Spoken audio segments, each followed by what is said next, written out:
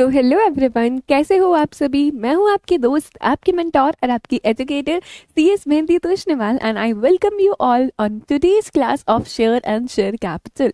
Good afternoon everyone.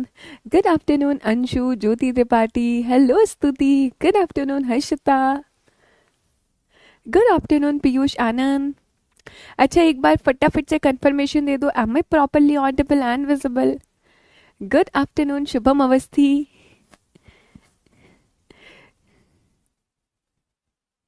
Good afternoon Sakshi, Sneha. आ जाओ जल्दी से, फटाफट आ जाओ और बता दो कि मेरे नादान परिंदे कैसे हैं। कैसे हैं मेरे नादान परिंदे और क्या रिवाइज कर कर आए हो। Hello Zainab, Vineet, good afternoon Sahil, Aryan, Amisha, Koyal, Jyoti, Manab. क्या रिवाइज कर कर आए हैं मेरे नादान परिंदे? पक्का। देखते हैं, चलो कितना रिकैप किया है आप लोगों ने। गुड आफ्टरनून आयुषी नेगी, भूमि, सलेश, लक्ष्य।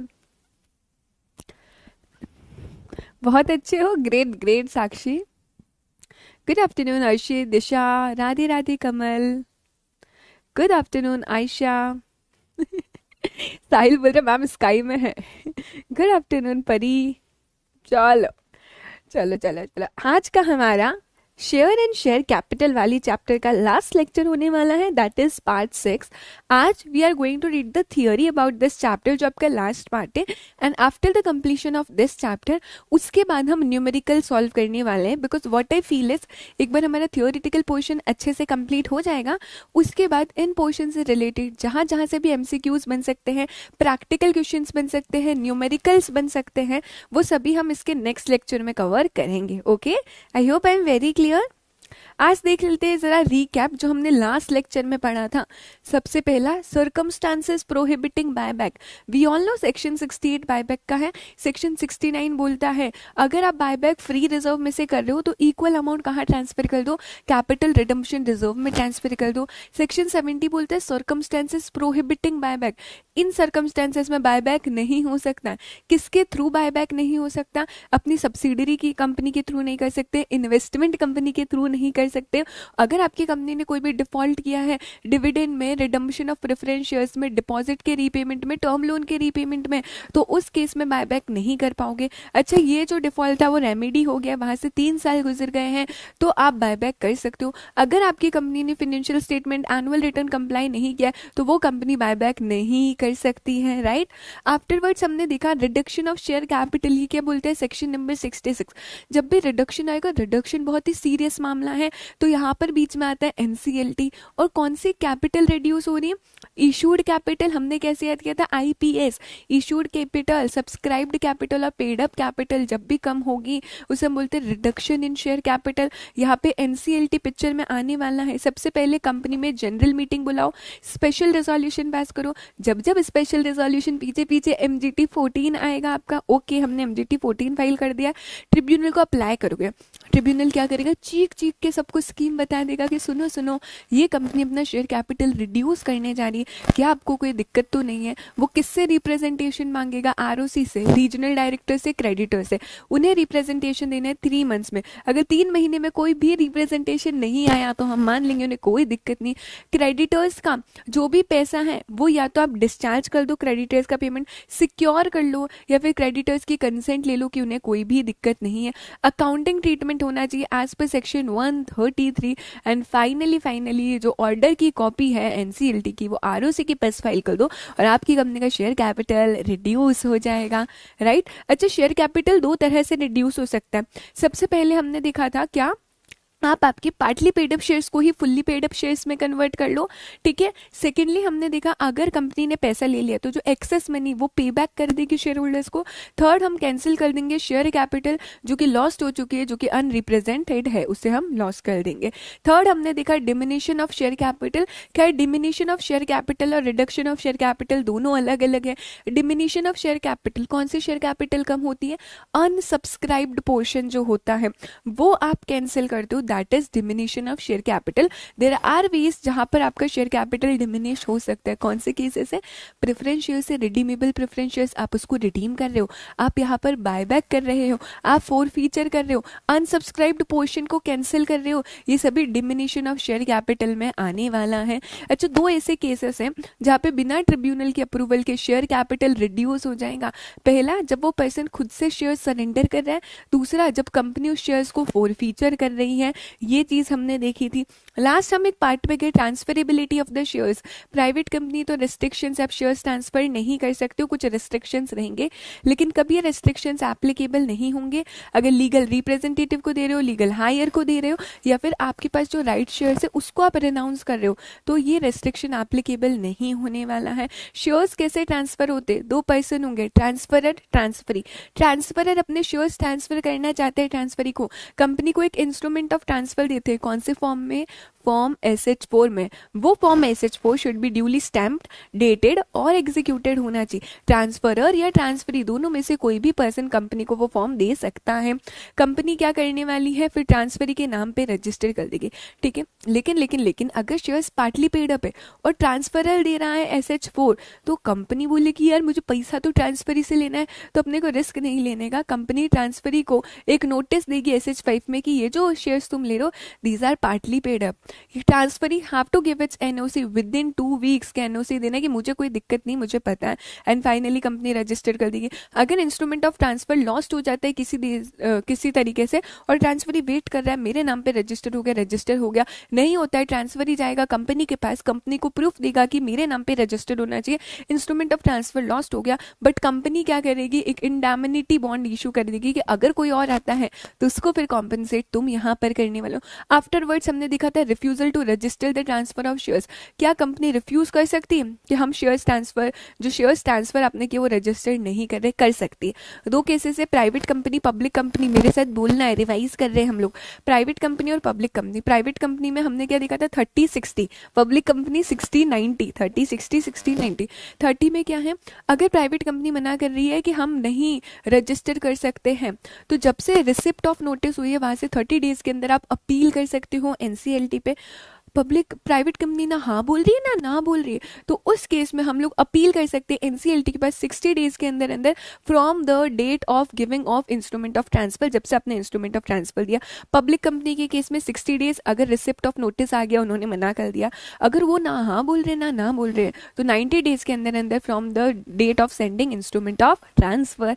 M I very clear? उसके बाद हमने देखा ट्रांसमिशन क्या होता है. ट्रांसमिशन तब होगा जब ऑपरेशन ऑफ लॉ हुआ, यानी कि कोई पर्सन की डेथ हो गई, कोई पर्सन इंसॉल्वेंट हो गया, तो वो शेयर्स उसके लीगल हायर को चले जाएंगे, उसे हम ट्रांसमिशन करते हैं. यहाँ पे इंस्ट्रूमेंट ऑफ ट्रांसफर की बिल्कुल जरूरत नहीं होती, यहाँ पे स्टैम्प ड्यूटी पे करने की जरूरत नहीं होती है.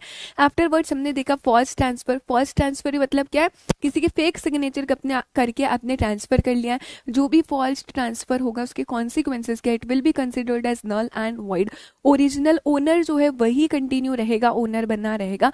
थर्ड हमने देखा अगर बाय एनी चांस किसी और पर्सन का नाम एज ओनर लिख दिया तो ओरिजिनल ओनर का रिस्टोर हो जाएगा. फोर्थ, अगर इनोसेंट बायर को आगे शेयर्स सेल कर दिए थे तो उस इनोसेंट बायर को कौन कॉम्पनसेट करेगा? कंपनी कॉम्पनसेट करने वाली है. एंड स्वाहा, ये हमने लास्ट लेक्चर में पढ़ा. Am I very clear? क्या रिकॉल हो गया? क्या ये रिकैप हो गया? तो आज हम क्या करने वाले हैं, आज हम क्या पढ़ने वाले हैं? आज हम देखेंगे delegation of powers of transfers, transfer of shares to minor. Minor को शेयर्स ट्रांसफर हो सकते हैं क्या? कुछ ट्रांसमिशन का part, transposition, and lastly effects of transfer. Start करें? Are you guys ready? तैयार? अच्छा, सबसे पहला टॉपिक है that is delegation of powers of transfer. क्या ये पावर आप किसी और को डेलीगेट कर सकते हो क्या? कौन सी पावर्स है? We all know board of directors के पास बहुत सारी पावर्स होती हैं. बोर्ड ऑफ डायरेक्टर्स चाहे तो अपनी पावर्स आगे किसी और को डेलीगेट कर सकते हैं. जैसे कभी कभी मम्मी क्या करेगी, मम्मी पापा उनकी पावर डेलीगेट कर देते बड़े भाई बहनों को कि ये छोटा भाई बहन है, तुम्हारी जिम्मेदारी अभी इसको पढ़ाना है, ठीक है, इसके टेस्ट में अच्छे मार्क्स आने चाहिए, ये तुम देख लेना कि ये पढ़े, ये ज़्यादा बाहर खेलने नहीं जाए. सो कहने से वो उनकी पावर आपको डेलीगेट कर रहे हैं, वैसे ही बोर्ड ऑफ डायरेक्टर्स के पास बहुत सारी पावर्स होती है. If they want they can delegate all of their power और any of their power to anyone. Company में जो पर्सन है उसको भी कर सकते हैं और किसी और पर्सन को भी अपनी पावर डेलीगेट कर सकते. लेकिन हमारे काम की चीज क्या है मैम, जो इनकी पावर होती है refusal to register a transfer. Board of director के पास पावर है, वो मना कर सकते हैं कि हम इस ट्रांसफर को रजिस्टर नहीं कर रहे. हम देखकर आए ना 30 60 60 90 वाला.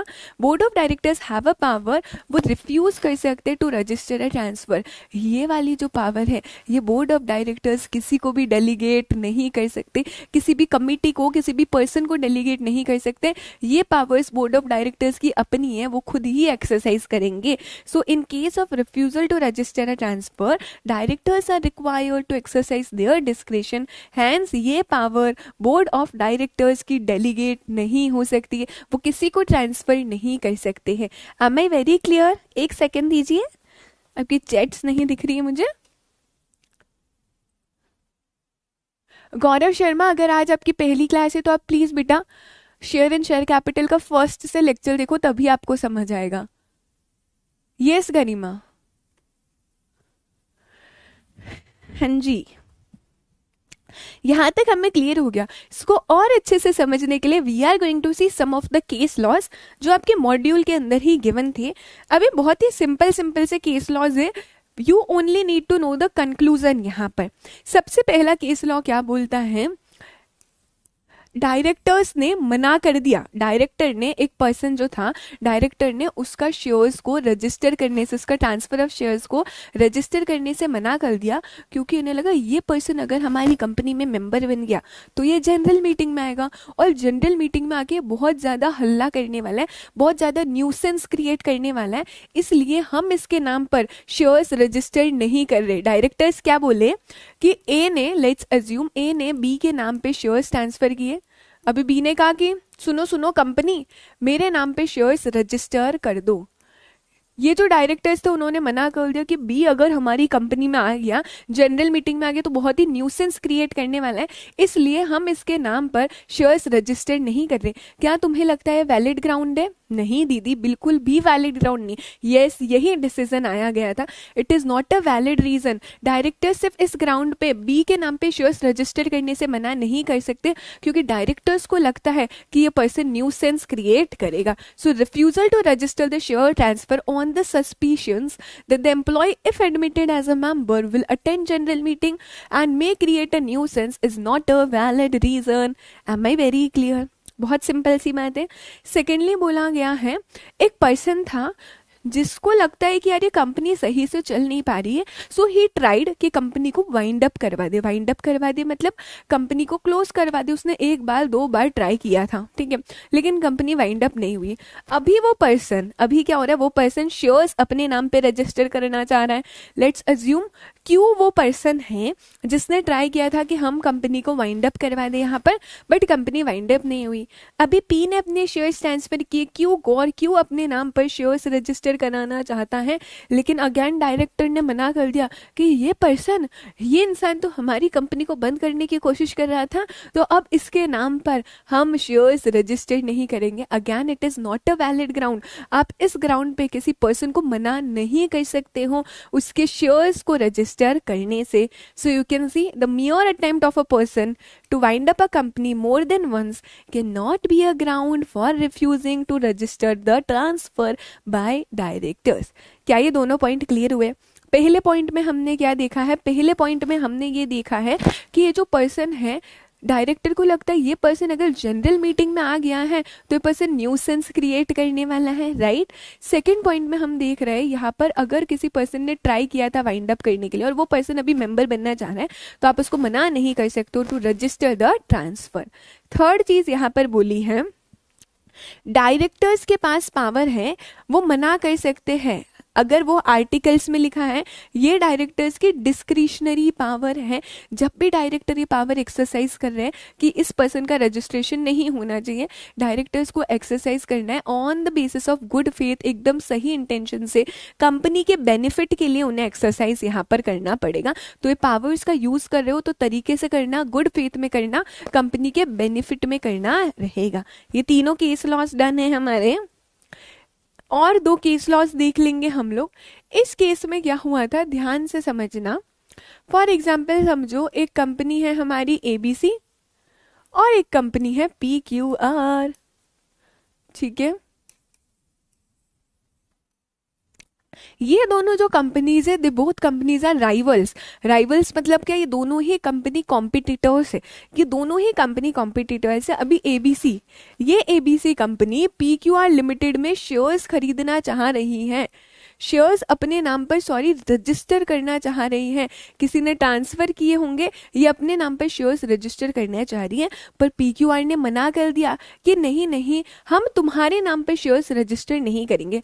क्यों मना किया PQR डायरेक्टर्स ने? उन्हें लगा ये दोनों कंपनी तो राइवल्स है, कॉम्पिटिटर्स हैं, ये कहीं ना कहीं हमारे बिजनेस के लिए नुकसानदायक हो सकता है, क्योंकि शेयर होल्डर्स को तो सब पता होगा और ये अपनी कंपनी के बेनिफिट के लिए यूज कर सकते। तो क्या ये रीजन जस्टिफाइड है? यस, 101% ये रीजन जस्टिफाइड माना गया और डायरेक्टर्स ने मना कर दिया कि तुम्हारे नाम पर हम ये शेयर्स को रजिस्टर नहीं करने वाले हैं। रिफ्यूजल क्यों हुआ था? On the ground of rivalry, it will be justified in terms of decision by supreme court. तो अभी आपके पास केस लॉ आ सकता है। 2 कंपनीज है, एक कंपनी ने मना कर दिया कि हम तुम्हारे नाम पे शेयर्स जो ट्रांसफर किए वो रजिस्टर नहीं करेंगे, क्योंकि हम तो यहाँ पे कॉम्पिटिटिव बिजनेस में है, हमारा on the ground of rivalry. तो क्या ये वैलिड है क्या? तभी तुम्हें अपना परिंदा जो हो, तुम्हें इतना दिमाग दौड़ाना है और सोचना है कि हाँ दीदी ये तो जस्टिफाइड है, प्रॉपरली जस्टिफाइड है, इट इज टोटली ओके। अगर केस लॉ का नाम याद नहीं है बट कंक्लूजन पता रखना, ठीक है। Next and the last one, वो बोलता है क्या हुआ, डायरेक्टर्स के पास जो पावर है, refusal to register the transfer of shares, ये डायरेक्टर ने ये पावर ना डेलीगेट कर दी किसी कमिटी को, किसी कमिटी को डेलीगेट कर दी और इस कमिटी ने मना कर दिया कि हम रजिस्टर नहीं करेंगे आपके नाम पे शेयर्स। क्या तुम्हें लगता है ये वैलिड है क्या? अभी you have to answer. 4 case laws मैंने आपको बताया, ये आपको मुझे आंसर करके बताना है, क्या ये वैलिड है क्या? क्या लगता है गरिमा, अर्शी, पीयूष, काजल? वैलिड है काजल या वैलिड नहीं है? डायरेक्टर्स ने अपनी पावर जो है refusal to register the transfer of shares वो कमिटी को डेलीगेट कर दी और ये कमिटी बोलती नहीं नहीं, तुम्हारे नाम पे हम शेयर्स रजिस्टर नहीं करेंगे। तो कमिटी का डिसीजन सही है क्या?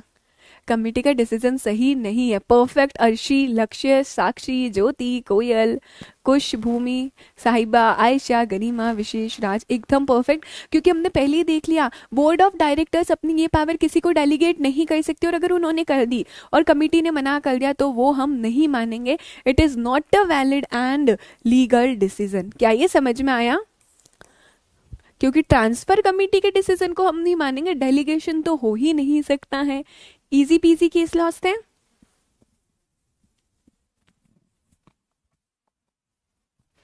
Was this easy PG case laws? ठीक है, आगे बढ़े। बी और सी पॉइंट सिंपल से तो है आदित्य। बी पॉइंट ये बोलता है कि कोई पर्सन ने पहले ट्राई किया था आपकी कंपनी को वाइंड अप करने के लिए, आपकी कंपनी को बंद करने के लिए। Okay, listen to me guys, मैं आपको सारे के सारे पॉइंट्स बता देती हूँ एक बार और, ठीक है। पहला हम लोगों ने देखा केस लॉस, हम देख ले related to the topic, directors अपनी जो पावर है शेयर्स को रिफ्यूज करने की, शेयर्स का ट्रांसफर को रिफ्यूज करने की, वो किसी को डेलीगेट नहीं कर सकते। इससे related we are seeing here the case laws. सबसे पहला केस लॉ हमने देखा, डायरेक्टर इस पर्सन का जो नाम है वो रजिस्टर ही नहीं कर रहे हैं, उसका ट्रांसफर, शेयर्स ट्रांसफर जो हुए वो उसका नाम पे रजिस्टर नहीं कर रहे, क्योंकि उन्हें लगता है ये पर्सन मेंबर बन जाएगा, जनरल मीटिंग में आएगा तो बहुत ही ज्यादा न्यूसेंस क्रिएट करने वाला है, इसलिए हम इसका नाम रजिस्टर नहीं कर रहे, ये वैलिड रीजन नहीं है। दूसरा बी पॉइंट हमने देखा, एक पर्सन ने पहले बहुत ट्राई किया था आपकी कंपनी को वाइंड अप करने का, एक से ज्यादा बार ट्राई किया था, और अब वो आपकी कंपनी में शेयर्स रजिस्टर करवाना चाह रहा है उसके नाम पे, तो बोर्ड ऑफ डायरेक्टर ने मना कर दिया, तुम वही इंसान हो जिसने ट्राई किया था कंपनी में वाइंड अप करने का, तो अब हम तुम्हें शेयर्स रजिस्टर नहीं करने देंगे, ये भी वैलिड रीजन नहीं है यहाँ पर। थर्ड चीज है, कंपनी ने मना, कंपनी का जो भी पावर्स है, डायरेक्टर्स के पास जो भी पावर्स है रिफ्यूज करने की to register the transfer of shares, ये डायरेक्टर को एक्सरसाइज करनी है गुड फेथ में और कंपनी के बेनिफिट के लिए। क्वाइट लॉजिकल है ना। सी पॉइंट में तो बहुत ही सिंपल सी चीज बोली।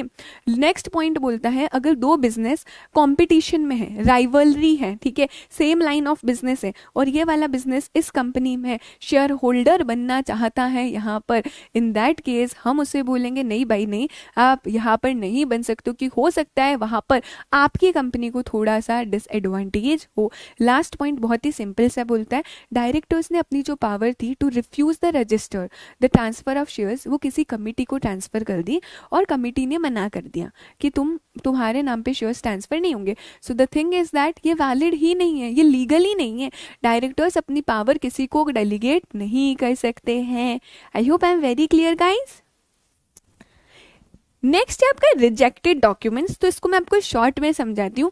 अगर कोई भी शेयर ट्रांसफर डॉक्यूमेंट है अनस्टैम्प्ड, ठीक है, नॉट प्रॉपरली एग्जीक्यूटेड, आप शेयर इंस्ट्रूमेंट ऑफ ट्रांसफर भेजते हो SH4 में, यस मैम, हम SH4 में इंस्ट्रूमेंट ऑफ ट्रांसफर भेजते हैं कंपनी को कि हमारे नाम पे शेयर्स ट्रांसफर कर दो। अगर वो SH4 इंस्ट्रूमेंट ऑफ ट्रांसफर कैसा है, अनस्टैम्प्ड, प्रॉपरली स्टैम्प नहीं है या प्रॉपरली तरीके से एग्जीक्यूटेड नहीं है और आपने भेज दिया है कंपनी को, सबसे पहली बात है it will be rejected, company उसे रिजेक्ट कर देगी। पर क्वेश्चन ये नहीं है, अच्छा कंपनी ने रिजेक्ट तो कर दिया, अभी वो प्रॉपर नहीं है, तो तुम्हें क्या लगता है कंपनी को रिटर्न तो करना चाहिए ना SH4। यहाँ पर एक केस हुआ जहां पर कंपनी ने रिजेक्ट कर दिया और कंपनी उस डॉक्यूमेंट को रिटर्न ही नहीं कर रही थी। सो कोर्ट हैज डिसाइडेड अगर कंपनी ने कोई डॉक्यूमेंट रिजेक्ट कर दिया है then it is the duty of the company to return that document. उस शेयर ट्रांसफर डॉक्यूमेंट को आपको क्या करना पड़ेगा, रिटर्न यहाँ पर करना रहेगा। बस इतना ही सिंपल है ये चीज। Am I very clear? क्या ये क्लियर है? ठीक है। नेक्स्ट है हमारा transfer of shares to a minor. तो क्या लगता है माइनर मतलब कौन, छोटा छोटा बच्चा जिसकी एज अंडर 18 ईयर्स है। व्हाट डू यू थिंक, क्या माइनर को शेयर्स ट्रांसफर हो सकते हैं क्या? तो जरा अपना CSET का बचपन याद करेंगे हमने इंडियन कॉन्ट्रैक्ट एक्ट में देखा है, क्या देखा है इंडियन कॉन्ट्रैक्ट एक्ट में कि minor is not eligible to enter into a contract. Minor तो कॉम्पिटेंट ही नहीं है कॉन्ट्रैक्ट में एंटर करने के लिए, वो तो केपेबल ही नहीं है कॉन्ट्रैक्ट में एंटर करने के लिए। तो क्या लगता है क्या माइनर को शेयर्स ट्रांसफर हो सकते हैं क्या? यह बात आपने इंडियन कॉन्ट्रैक्ट एक्ट के एकदम सही बोली कि माइनर कॉम्पिटेंट नहीं है, माइनर किसी भी कॉन्ट्रैक्ट और अग्रीमेंट में एंटर नहीं कर सकता है, पर हमेशा there is an exception. Exception क्या था, through a guardian. Perfect Priyanshi, Stuti, Kajal, Zainab, Aryan, perfect. नहीं कर सकता है लेकिन एक्सेप्ट थ्रू अ गार्जियन, वो अपने गार्जियन के थ्रू यहाँ पर कॉन्ट्रैक्ट में एंटर कर सकता है। अच्छा माइनर के बिहाफ पे क्या कोई और पर्सन कॉन्ट्रैक्ट में एंटर कर सकता है? बिल्कुल 101% यहाँ पर कर सकता है। वी ऑल नो शेयर्स कैसी प्रॉपर्टी है दीदी, shares are the movable property. Company में जो शेयर्स है वो मूवेबल प्रॉपर्टी है, वो ट्रांसफरेबल होते हैं एज पर द आर्टिकल्स। तो मान लो कोई डिसीज्ड मेंबर है यहाँ पर, डिसीज्ड मेंबर मतलब जिसकी डेथ हो गई है, कोई मेंबर है जो कि डिसीज्ड है, उसके शेयर्स किसको चले जाएंगे, उसके लीगल हायर को चले जाएंगे, जो कि हो सकता है माइनर है। ठीक है, कोई पर्सन है A, उसकी डेथ हो गई है तो उसके शेयर्स उसके बच्चे को चले जाएंगे, हो सकता है उसका बच्चा उस टाइम पर माइनर हो, तो उसके बिहाफ पर कौन होल्ड करके रखेगा, उसके बिहाफ पर लीगल गार्जियन होल्ड करके रखेगा। Am I very clear? और उसके बिहाफ पे it will be hold by its legal guardian. अच्छा क्या कंपनी पैसे मांग सकती है क्या माइनर से, पैसे दो? नहीं, कंपनी पैसे नहीं मांग सकती है अनटिल एंड अनलेस वो पर्सन माइनर है, कंपनी उससे पैसे यहाँ पर नहीं मांग सकती है। इजी पीजी है। अच्छा, एक चीज का ध्यान रखना, ये जो आर्टिकल्स ऑफ एसोसिएशन आपकी कंपनी के रहेंगे वो कभी भी बैन नहीं लगा सकते। आर्टिकल्स ऑफ एसोसिएशन कभी भी ऐसे नहीं बोल सकते कंपनी के कि हम तो माइनर को शेयर्स ट्रांसफर ही नहीं करेंगे। अगर आप ऐसा करते हो तो वो कैसा रहेगा, इट वुड बी अनरीजनेबल। आप कंप्लीट बैन नहीं लगा सकते हो यहाँ पर। सो कंप्लीट बैन प्रोहिबिटेड है। माइनर के बिहाफ पे उसका लीगल गार्जियन यहाँ पर शेयर्स को होल्ड करके रख सकता है। तो कंप्लीट बैन लगा सकते हो क्या? ना ना ना ना ना, कभी नहीं लगा पाओगे। शेयर्स को आप ट्रांसफर कर सकते हो as per the articles of association, जो भी आर्टिकल्स में लिखा है। एक और मजेदार बात बताऊं आपको, अगर शेयर से फुल्ली पेड अप मतलब क्या, 10 रुपीज का शेयर है, 10 रुपये के 10 रुपये पूरे कंपनी को पे कर दिए हैं, तो वो fully paid up shares minor को ट्रांसफर हो सकते हैं, क्योंकि कोई भी लाइबिलिटी नहीं रहेगी माइनर की। हम माइनर को देने से डरते क्यों? क्योंकि हमें लगता है छोटा बच्चा है वो समझ नहीं पाएगा, वो कंपनी को पे नहीं कर पाएगा, अग्रीमेंट में कैसे एंटर करेगा। लेकिन अगर कोई शेयर से जो फुल्ली पेड अप है, जिसका पूरा पेमेंट हो गया है, it can be transfer to a minor, because उसकी कोई लाइबिलिटी नहीं, आराम से माइनर बेनिफिट एंजॉय कर सकता है, तो बेनिफिट उसका रहेगा, उसकी कोई फाइनेंशियल लाइबिलिटी नहीं है। दैट इज वाई ये फुल्ली पेड अप शेयर्स किसको ट्रांसफर हो सकते हैं, आपके माइनर को ट्रांसफर हो सकते हैं। Am I very clear? पूरा बता दें आपको, transfer of shares to minor generally as per Indian contract act a minor is not competent to enter into a contract, लेकिन वो कर सकता है उसके गार्जियन के थ्रू।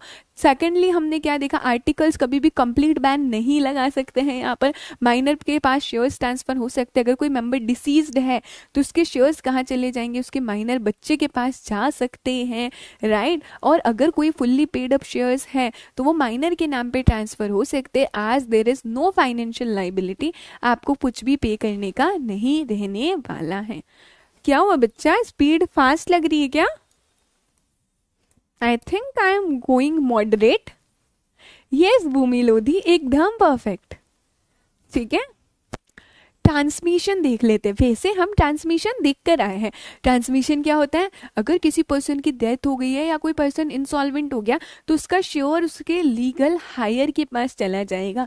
अगर मान लो कोई सोल ओनर है, ए के पास शेयर था, ए की हो चुकी है डेथ, तो उसका शेयर किसके पास चला जाएगा, उसके लीगल हायर के पास चला जाएगा। लीगल हायर कौन हो गया, उसका जो नेक्स्ट जनरेशन है, ठीक है। दादा के बाद पापा, पापा के बाद बेटा, बेटे के बाद उनका बेटा, उनके लीगल हायर को चला जाएगा। अच्छा, अगर डिसीज्ड हस्बैंड है, हस्बैंड की डेथ हो गई है, तो उसके केस में कहाँ चला जाएगा, उसकी जो वाइफ रहेगी, विडो रहेगी, उसके पास चला जाएगा। ठीक है, मॉडरेट है ना, स्पीड में कोई इशू तो नहीं आ रहा है। Are you guys finding the speed fast क्या? अगर ऐसा लग रहा है तो let me know, I will slow it down. ठीक है, डिसीज्ड हस्बैंड है तो शेयर्स किसको चले जाएंगे, विडो को चले जाएंगे। अच्छा समझना, अगर शेयर्स की आपने ज्वाइंट होल्डिंग करके रख रखी, मतलब क्या, समझो अर्शी और गरिमा ने साथ में मिलकर क्या कर रखा है, अर्शी और गरिमा ने साथ में मिलकर शेयर्स होल्ड करके रखे। चलो चलो, तुम्हारा एग्जाम्पल नहीं लेंगे, किसी और का लेते हैं। ठीक है, ए एंड बी दो लोग हैं, क्या ज्वाइंट शेयर होल्डर्स हो सकते हैं क्या? ज्वाइंट शेयर होल्डर्स तो हो सकते हैं दीदी, हमने देखा हम सब साथ में मिलकर शेयर्स होल्ड कर सकते हैं। ए बी दोनों बहुत अच्छे दोस्त थे, दोनों ने सोचा हम मिलकर एक शेयर होल्ड करते हैं। आर्टिकल्स ऑफ द कंपनी में लिख रखा था, तो दोनों ने मिलकर शेयर्स होल्ड किए। अच्छा, अगर आपके आर्टिकल्स में ऐसा लिखा हुआ है, क्या लिखा हुआ है, आर्टिकल्स में ऐसा लिखा हुआ है, दोनों में से अगर किसी की भी डेथ हो जाती है, दोनों में से किसी की भी डेथ हो जाती है, जो सर्वाइवर होगा, जो जिंदा वाला पर्सन होगा, उसी के पास शेयर का टाइटल रहेगा। तो मैं बहुत प्यारे तरीके से समझाती हूँ, मैं ये चीज बहुत ही मस्त चीज है। क्या होगा इन केस ऑफ ज्वाइंट होल्डिंग्स? ओहो, ज्वाइंट होल्डिंग मतलब क्या हुआ, आपने साथ में मिलकर शेयर होल्ड करके रख रखा है। ज्वाइंट होल्डिंग मतलब आपने साथ में मिलकर शेयर ले रखा है, right. Let's assume A, B, C और डी ने मिलकर साथ में शेयर्स लिया था, हो सकता है। ओके, शेयर लिया था इन्होंने, मान लो ए की हो गई डेथ, तो अब शेयर के ओनर कौन रहेंगे, शेयर के ओनर रहने वाले सिर्फ बी, सी और डी, यानी कि ए का जो लीगल हायर होगा उसके पास कोई भी राइट नहीं होने वाली है। ए के लीगल हायर के पास कोई राइट नहीं होने वाली। अच्छा, बी की डेथ हो जाती है तो फिर अब शेयर का ओनर कौन रहेगा, सी और डी रहेंगे। सी की भी डेथ हो जाती है तो उस केस में शेयर का ओनर सिर्फ और सिर्फ डी रहने वाला है, मतलब ए का, बी का और सी के लीगल हायर का शेयर्स के ऊपर कोई भी राइट यहाँ पर नहीं रहने वाला है इन केस ऑफ ज्वाइंट होल्डिंग, ध्यान रखना। और ये कब होगा, जब आपके आर्टिकल्स में लिखा हुआ है। अभी आप बोलोगे दीदी यार ये तो इनजस्टिस है ना, ए ने भी तो शेयर होल्ड करके रखा था, तो ए की डेथ हो गई तो ए के लीगल हायर को मिलना चाहिए। लेकिन अगर तुम ही ऐसी कंपनी में यहाँ पर शेयर्स ले रहे हो, तुमने आर्टिकल्स तो पढ़ा होगा, अगर कंपनी के आर्टिकल्स में ही ऐसा लिखा हुआ है तो अब कुछ नहीं कर सकते। If articles of a company provide so, अगर कंपनी के आर्टिकल्स ऑफ एसोसिएशन में ऐसा लिखा हुआ है कि यहाँ पर किसी पर्सन की डेथ हो जाएगी जॉइंट होल्डिंग में, तो जो सर्वाइवर है, जो पर्सन जिंदा है, वही कंटिन्यू करेगा to be the owner. Am I very clear? तो इन केस क्या होगा, survivor will be the owner. जो सर्वाइवर है वही क्या रहने वाला है, यहाँ पर जो पर्सन जिंदा है वही यहाँ पर ओनर रहने वाला है। सर्वाइवर मतलब जिंदा वाला पर्सन ही यहाँ पर ओनर रहेगा इन केस ऑफ जॉइंट होल्डिंग। चलो एक बार देख लेते हैं यहाँ पर।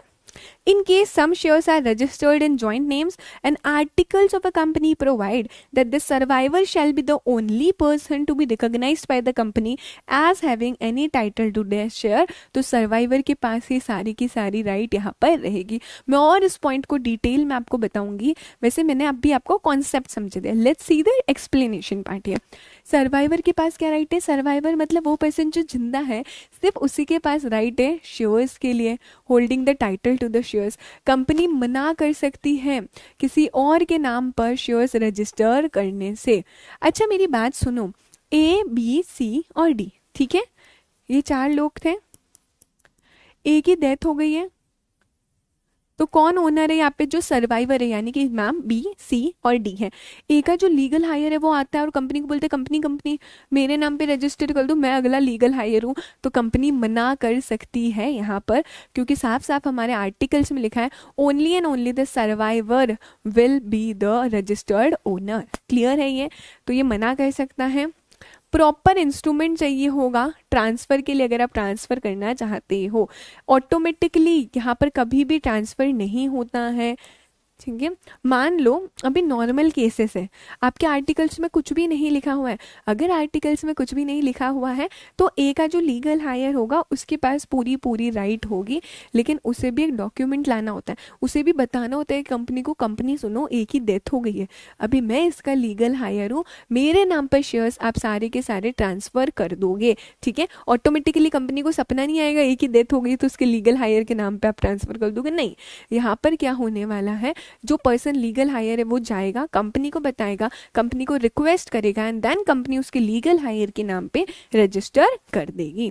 देखो ट्रांसमिशन के लिए क्या फॉर्मेलिटीज है, आर्टिकल्स में कुछ नहीं लिखा हुआ है तो जनरली क्या करते हैं, हमें याद है हमने पढ़ा था आर्टिकल्स के टेबल FGHIJ। टेबल F किसके लिए थी, कंपनी लिमिटेड बाय शेयर्स के लिए थी। अगर आर्टिकल्स में कुछ नहीं लिखा है, टेबल F फॉलो करेंगे हम, उसमें जो भी लीगल रिप्रेजेंटेटिव है वो प्रूफ लाएंगे सक्सेशन का कि इनके बाद हम ही हैं, उनका प्रूफ लाने वाले हैं, कंपनी के पास अप्लाई करेंगे, ठीक है, और कंपनी फाइनली उनके नाम पर क्या करेगी, शेयर्स को रजिस्टर कर सकती है। Am I very clear? ये नॉर्मल केसेस में होता है, लेकिन अगर आर्टिकल्स में लिखा हुआ है कि जॉइंट होल्डिंग है तो सर्वाइवर ही ओनर होगा, in that case survivor will be the only person जो कि ओनर होने वाला है। Am I very clear?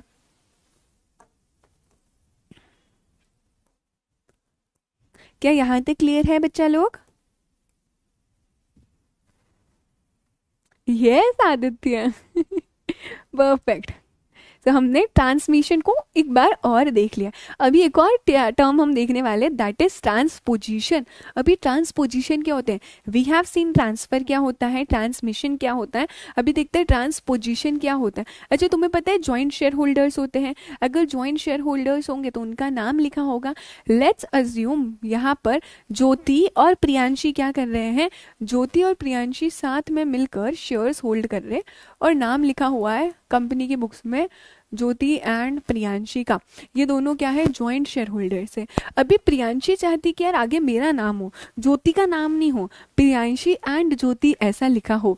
तो जब आप रीअरेंज करना चाहते हो आपका नाम का सीक्वेंस, उसे हम क्या बोलते हैं, उसे हम बोलते हैं ट्रांसपोजिशन। समझा ना बात को, कि यार पहले मेरा नाम होना चाहिए। Whenever the members wants to rearrange the sequence, ठीक है, वो अपना सीक्वेंस चेंज करना चाहते हैं, ऑल्टर करना चाहते हैं, उसे हम ट्रांसपोजिशन यहाँ पर बोलेंगे।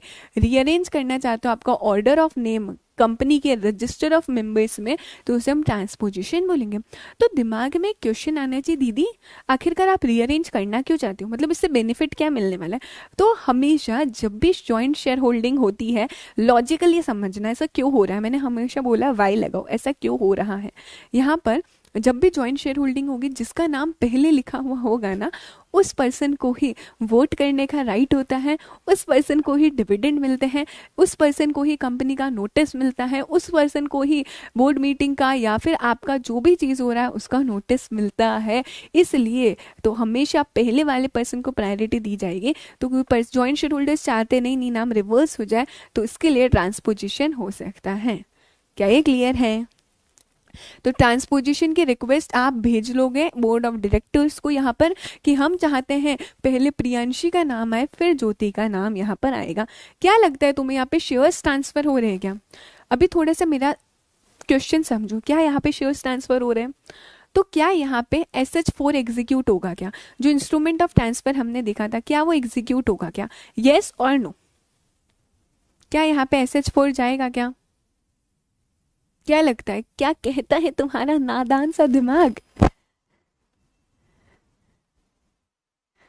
क्या यहाँ पे SH4 जाएगा। यस यस प्रियांशी, इसीलिए तो आप ट्रांसपोजिशन करना चाह रहे हो।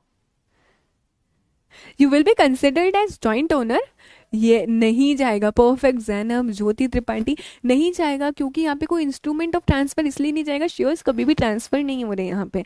सो क्योंकि शेयर्स ट्रांसफर नहीं हो रहे हैं, इसलिए हमारा ट्रांसफर डीड यानी कि SH4 नहीं जाने वाला है, और इसीलिए कोई भी स्टैंप ड्यूटी भी यहाँ पर नहीं लगेगी। बहुत ही सिंपल सा केस है। अच्छा प्रैक्टिकली तुम्हें बताऊँ क्या होता है, जनरली क्या होता है, अगर दो लोग हैं, ठीक है, दो लोग हैं, दोनों ही जॉइंट शेयर होल्डर्स है, तो कंपनी क्या करती है, जो एल्डर्स होता है, जो सबसे एल्डेस्ट मेंबर होता है या फिर सीनियर मोस्ट मेंबर होता है, तो उसका नाम पहले लिखते हैं और उसके बाद दूसरे वाले का नाम लिखते हैं यहाँ पर, ठीक है।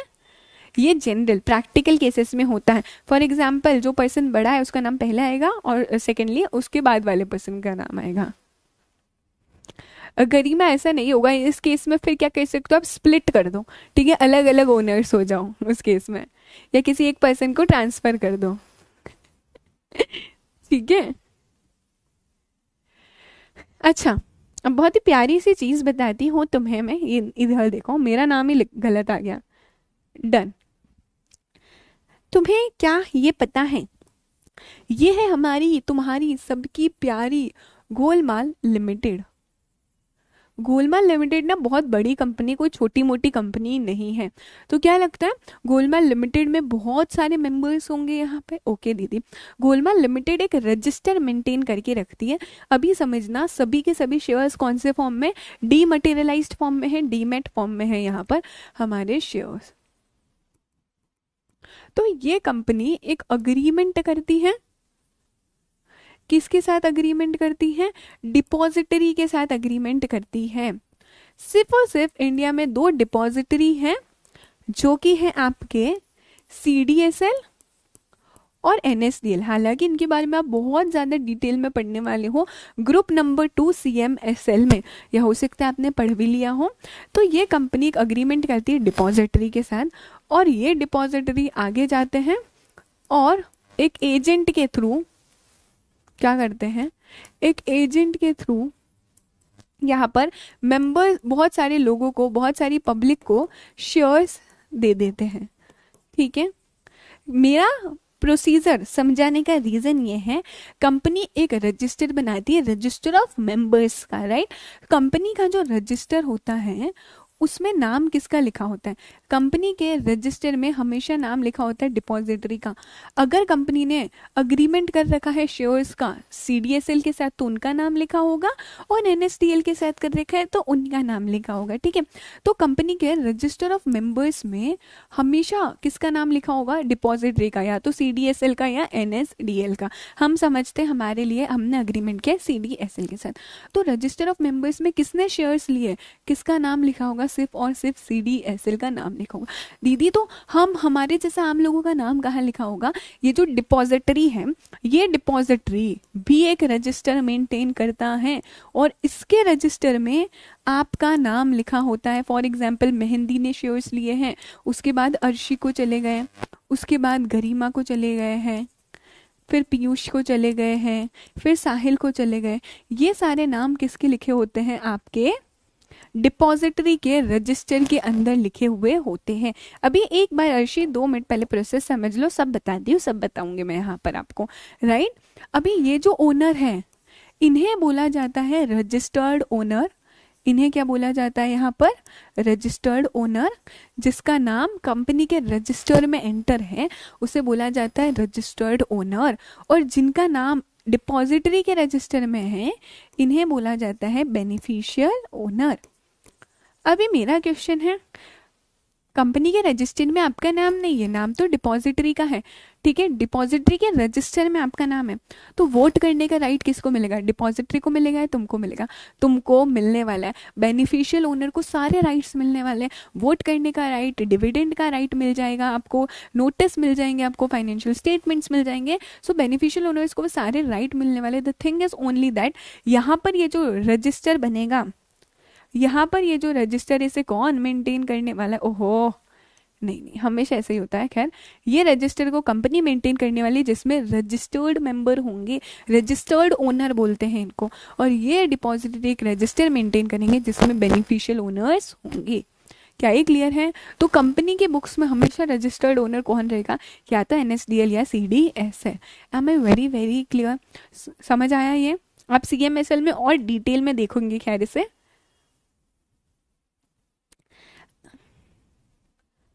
क्या ये क्लियर है? डन है? अच्छा, मेरा एक और क्वेश्चन है ना, अभी समझो। तुम्हें पता है यार शेयर्स कितने ट्रांसफर होते हैं? आए दिन शेयर्स यहाँ पे ट्रांसफर हो सकते हैं। तो अर्शी ने क्या किया है? अर्शी ने मुझे शेयर ट्रांसफर करे हैं, अर्शी ने मुझे शेयर्स ट्रांसफर करे हैं।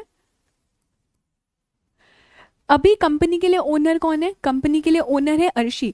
बुक्स में नाम किसका लिखा हुआ है? अर्शी का नाम यहाँ पर लिखा हुआ है, अर्शी का नाम लिखा हुआ है बुक्स में। तो कंपनी के लिए ओनर कौन हो जाएगी? यहाँ पर अर्शी हो जाएगी। अर्शी ने मेरे को भी शेयर्स ट्रांसफर किए। मैं जब तक ओनर नहीं कहलाऊंगी जब तक मेरा नाम बुक्स में लिखा हुआ नहीं आएगा। तो कंपनी को बेसिकली अर्शी का नाम कट करके क्या नाम लिखना होगा? मेहंदी का नाम लिखना होगा। लेकिन अभी तक कंपनी ने नाम नहीं लिखा। जब तक मेरा नाम एंटर ना हो जाए रजिस्टर ऑफ मेंबर्स में, जो डिपॉजिटरी का रजिस्टर ऑफ मेंबर्स है, जब तक मेरा नाम एंटर ना हो जाए तब तक मैं लीगल ओनर नहीं कहलाऊंगी। हो सकता है मुझे शेयर्स तो ट्रांसफर हो गए, हो सकता है मुझे यहाँ पे शेयर्स ट्रांसफर हो जाए, पर अभी तक रजिस्टर ऑफ मेंबर्स में मेरा नाम एंटर नहीं हुआ है। क्या ये हो सकता है? बिल्कुल हो सकता है। थोड़ा टाइम लग गया है यहाँ पर। तो यहाँ पे शेयर्स तो ट्रांसफर हो गए पर रजिस्टर ऑफ मेंबर्स में ना मेरा नाम नहीं आया। तो कंपनी क्या करेगी? सारा डिविडेंड किसको देगी? अर्शी को देगी। मान लो शेयर्स पार्टली पेड अप है तो शेयर्स भी किसके पास कॉल आएगा? अर्शी के पास आएगा कि पैसा दे दो। यहाँ पर वोटिंग राइट्स किसके पास आने वाली है? अर्शी के पास आने वाली है। तुम्हें क्या लगता है अर्शी की क्या ड्यूटी होनी चाहिए? अर्शी है ट्रांसफरर, मैं हूँ ट्रांसफरी। अर्शी की ड्यूटी होनी चाहिए दीदी कि जो भी डिविडेंड का पैसा आया ना वो आपको ट्रांसफर कर दें, बिकॉज अब तो आप ओनर हो गए हो ना यहाँ पर, तो आपको ट्रांसफर कर दें। कॉल का पैसा भी आपको ही देना पड़ेगा, वोटिंग राइट्स भी आपको ही यहाँ पर मिलेगी। क्वाइट लॉजिकल, क्वाइट लॉजिकल है।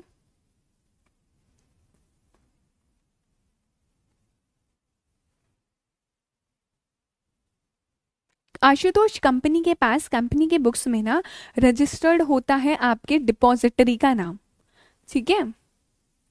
और डिपॉजिटरी के रजिस्टर में हमारा बेनिफिशियल ओनर्स का नाम लिखा होगा। क्वाइट लॉजिकल है। अभी बस यही चीज हम पढ़ने जा रहे हैं। जिसका भी नाम एंटर होगा रजिस्टर ऑफ मेंबर्स में वही लीगल ओनर कहलाएगा। अर्शी का नाम एंटर है तो अभी तक अर्शी ही लीगल ओनर कहला रही है। Let's take an example. मैं हूं ट्रांसफरर, मेहंदी ने शेयर्स ट्रांसफर किए हैं दीपक को, तो दीपक क्या हो गया, ट्रांसफर ही हो गया है। लेकिन इसका नाम अभी तक रजिस्टर ऑफ मेंबर्स में एंटर नहीं हुआ। जब तक इसका नाम रजिस्टर ऑफ मेंबर्स में एंटर नहीं हुआ ये लीगल ओनर नहीं कहलाएगा। तो तब तक जो भी राइट्स है कॉल्स को देने की, डिविडेंड को ट्रांसफर करने की, जो भी बोनस शेयर्स मिल रहे, राइट शेयर्स मिल रहे, वो सभी किसके पास आ जाएंगे, मेरे पास आ जाएंगे। मेरा क्या राइट है एज अ ट्रांसफरर, मेरा राइट है अगर मैंने कॉल का पैसा कंपनी को दे दिया है, 4 रुपए बाकी थे, 4 रुपए दे दिए, तो मैं किससे लूंगी, ट्रांसफरी से लूंगी कि चलो चलो मुझे कॉल का पैसा दो। इंडेमनीफाई मतलब मैं किससे कॉम्पनसेट करूंगी, ट्रांसफरी से कॉम्पनसेट करूंगी। मुझे जो भी बोनस शेयर्स मिल रहे, राइट शेयर्स मिल रहे, डिविडेंड मिल रहे, मैं किसके नाम पे ट्रांसफर कर दूंगी, यहाँ पर ट्रांसफरी के नाम पे ट्रांसफर कर देने वाली हूं। क्या ये क्लियर हुआ है, क्या ये डन है। अच्छा, कंपनी को नहीं पता, कंपनी ने ट्रांसफरर के नाम पे डिविडेंड दे दिया है, ठीक है। तो ट्रांसफरी क्या कर सकता है, कंपनी से क्लेम कर सकता है कि डिविडेंड का पैसा मेरा है, ठीक है, डिविडेंड मुझे ड्यू है यहाँ पर। तो जब से डिविडेंड ड्यू है वहां से 15 डेज के अंदर अंदर बोल सकता है ट्रांसफरी कि मुझे पैसा दो। 15 डेज में क्या मैम ये 15 डेज बढ़ सकते हैं, बिल्कुल ये 15 डेज एक्सटेंड हो सकते हैं। अगर ट्रांसफरी की डेथ हो जाती है तो, ट्रांसफर डीड खो जाता है तो, चोरी हो जाता है या फिर पोस्ट की वजह से लेट हो जाता है, उस केस में आपके 15 दिन यहाँ पर एक्सटेंड हो जाएंगे। ऑब्वियसली ये जो topic it is not very important but I don't want to skip any of the topic, इसलिए आई वांट कि आपको ये भी चीज को समझ लो, ठीक है। Am I very very clear. क्या राइट से ट्रांसफरर की, क्या राइट से ट्रांसफरी की, क्या हमें समझ आया। ट्रांसफरर की राइट है जब तक कि ट्रांसफरी के नाम पे रजिस्टर ना हो जाए to indemnify the call, transfer कर दे शेयर्स को, राइट इशू को, बोनस शेयर्स को, डिविडेंड को। डिविडेंड अगर ट्रांसफरी को नहीं मिला है तो 15 डेज के अंदर अंदर वो अप्लाई करेगा कंपनी के पास। ये 15 डेज एक्सटेंड हो जाएंगे अगर डेथ हो जाती है, शेयर ट्रांसफर इंस्ट्रूमेंट लॉस्ट हो जाता है, या फिर क्या हो जाता है, पोस्ट की वजह से डिले हो जाता है। अभी ये एंड में ना बहुत छोटे छोटे से ही पार्ट्स हैं तो आपको टेंशन लेने वाली जरूरत नहीं, मेजर मेजर पार्ट्स हमने कवर कर लिए हैं। अभी देखते हैं इफेक्ट ऑफ ट्रांसफर। ये जो ट्रांसफर हुआ है, जैनब ने ज्योति को ट्रांसफर किया, लेट्स अज्यूम जैनब ने किसको ट्रांसफर किया है, यहाँ पर ज्योति को ट्रांसफर किया है। तो उसके इफेक्ट क्या होने वाले हैं, एक बार ट्रांसफर एग्जीक्यूट हो गया है, ट्रांसफर कंप्लीट हो गया है ट्रांसफर और ट्रांसफरी के बीच में, तो अभी ट्रांसफरी के पास सारे के सारे राइट्स आ जाएंगे जैसे ही उसका नाम एंटर हो जाता है रजिस्टर ऑफ मेंबर्स में। तो जैसे ही मेंबर रजिस्टर ऑफ मेंबर्स में मेरा नाम एंटर हो गया तो मैं क्या हो जाऊंगी, यहाँ पर मैं मेंबर हो जाऊंगी, मेरे पास सारे के सारे राइट्स मिल जाएंगे।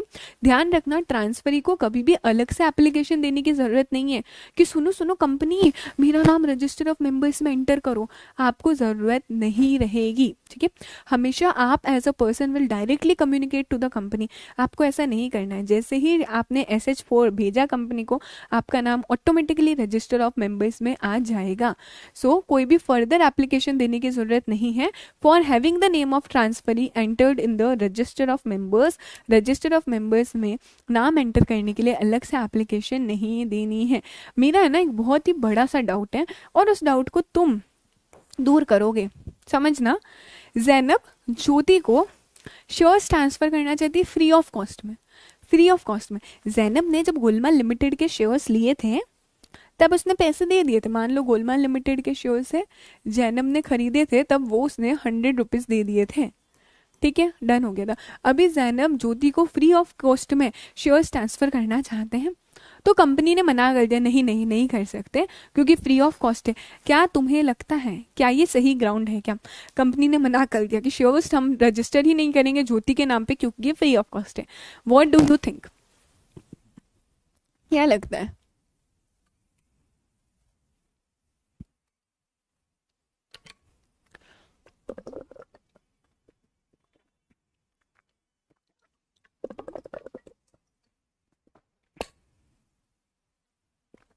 परफेक्ट।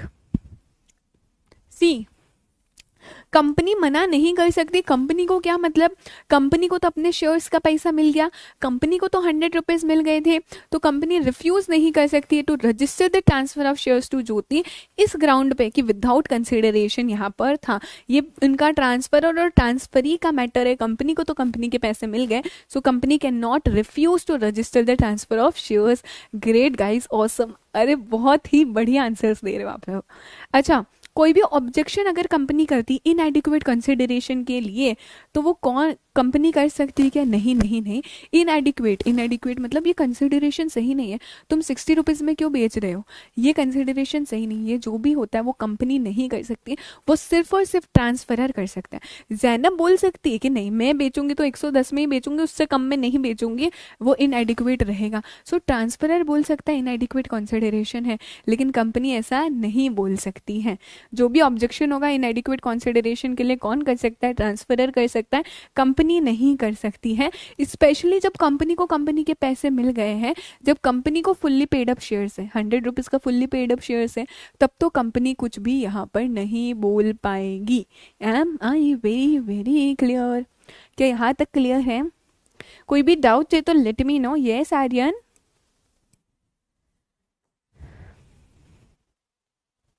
आर्यन बेटा मैंने 2 बार समझा दिया delegation for powers of transfer, उसमें किस चीज में डाउट है आपको? एक बार प्लीज आप बैक करो, रिवाइंड करो लेक्चर को और फिर से सुनो। आई एम 100% श्योर आपको समझ आ जाएगा, ठीक है? क्या यहाँ तक क्लियर है? एकदम परफेक्ट क्लियर है? आगे बढ़ जाए कि इफेक्ट्स ऑफ ट्रांसफर क्या होते हैं। अच्छा, एक क्वेश्चन है, क्या ये जो पार्टनरशिप फर्म है क्या वो कंपनी में से शेयर्स खरीद सकती है क्या? तो बेटा पार्टनरशिप फर्म को अलाउड ही नहीं कर रखा है, पार्टनरशिप फर्म कोई पर्सन नहीं है, इसलिए पार्टनरशिप फर्म को अलाउ नहीं कर सकता है, वो मेंबरशिप के लिए अप्लाई नहीं कर सकती, वो हमारी कंपनी में शेयर्स नहीं ले सकती है। यहाँ पे partnership firm is not allowed. वैसे तो इसके बारे में हम बहुत डिटेल में देखेंगे in the chapter members and share holders, ठीक है? नेक्स्ट है हमारा, क्या सिक्योरिटीज एक बॉडी कॉर्पोरेट को ट्रांसफर हो सकती है क्या? यह है मजेदार सी चीज। सो गोलमाल लिमिटेड अपनी सिक्योरिटीज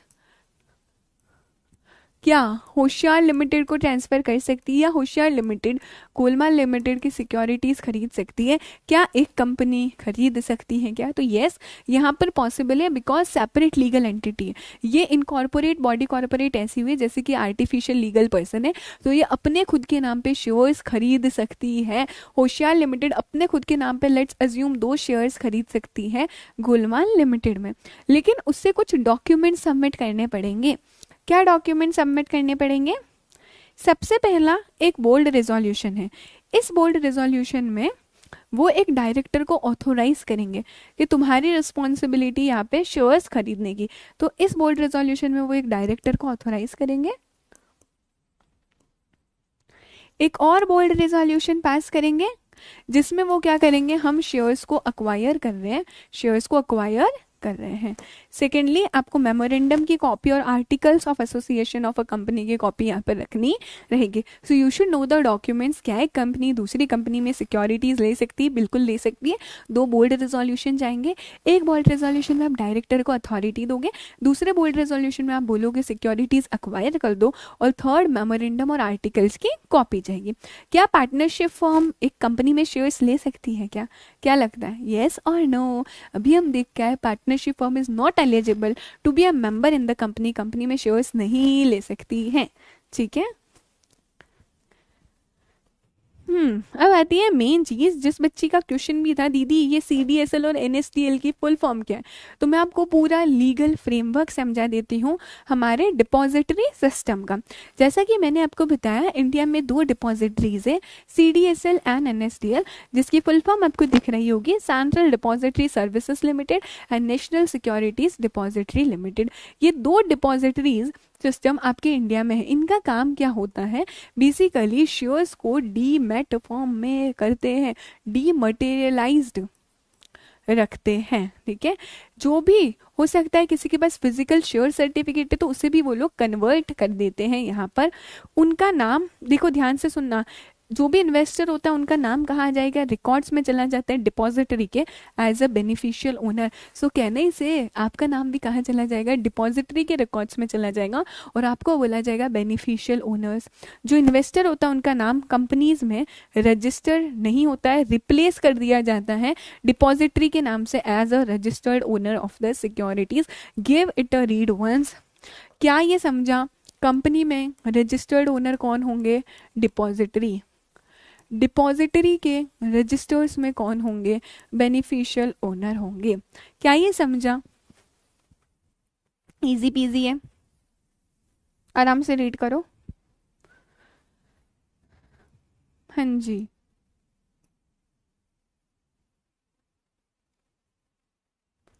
नहीं अर्षि गुप्ता वैसा रेलिवेंट नहीं है, बट जैसे ही रिजेक्ट किया कंपनी को दे देना चाहिए, तो टाइम लिमिट अभी आपको ध्यान रखने की जरूरत नहीं है।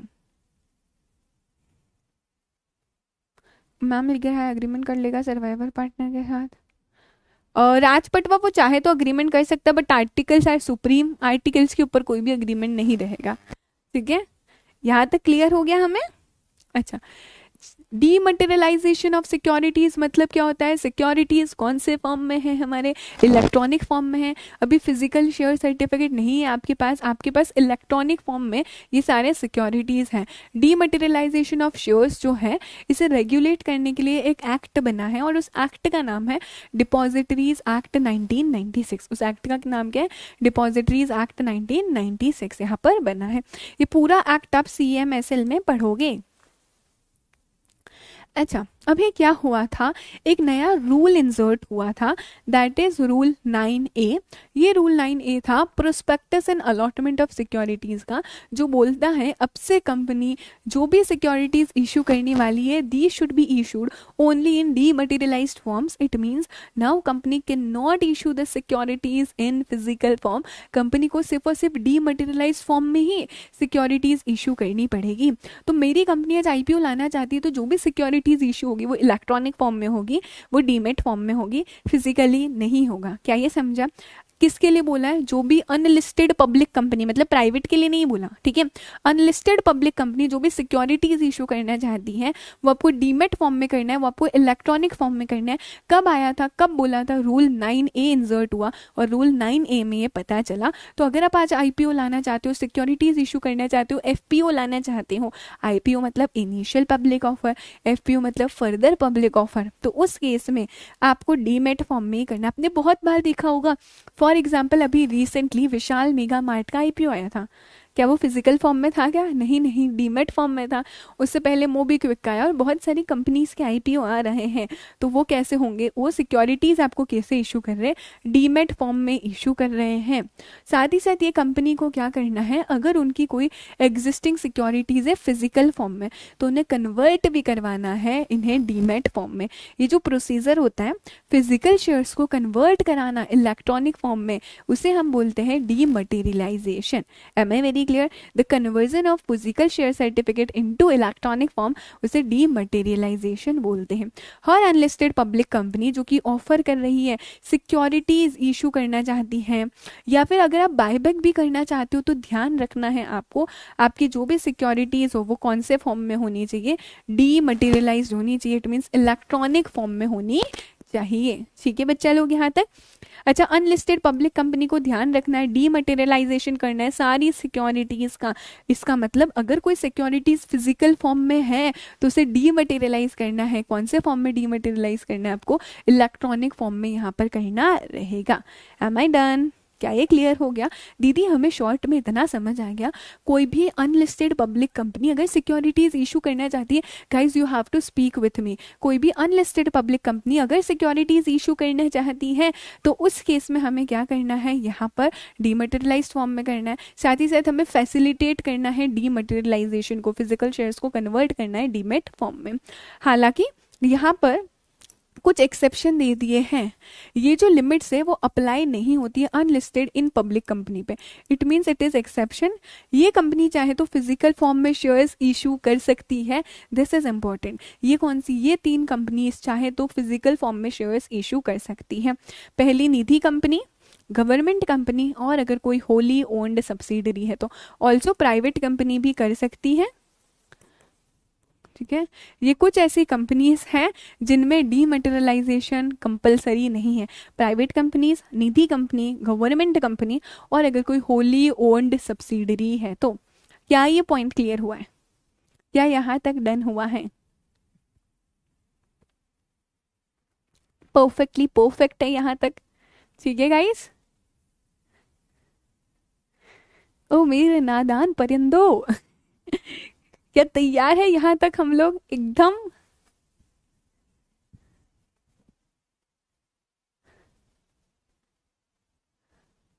अच्छा, एक और चीज यहाँ पर बोली गई है, जब भी शेयर्स ट्रांसफर होते हैं डीमटेरियलाइज्ड फॉर्म में, ठीक है, डीमटेरियलाइज्ड फॉर्म में, तो यहाँ पर SH4 की जरूरत नहीं है।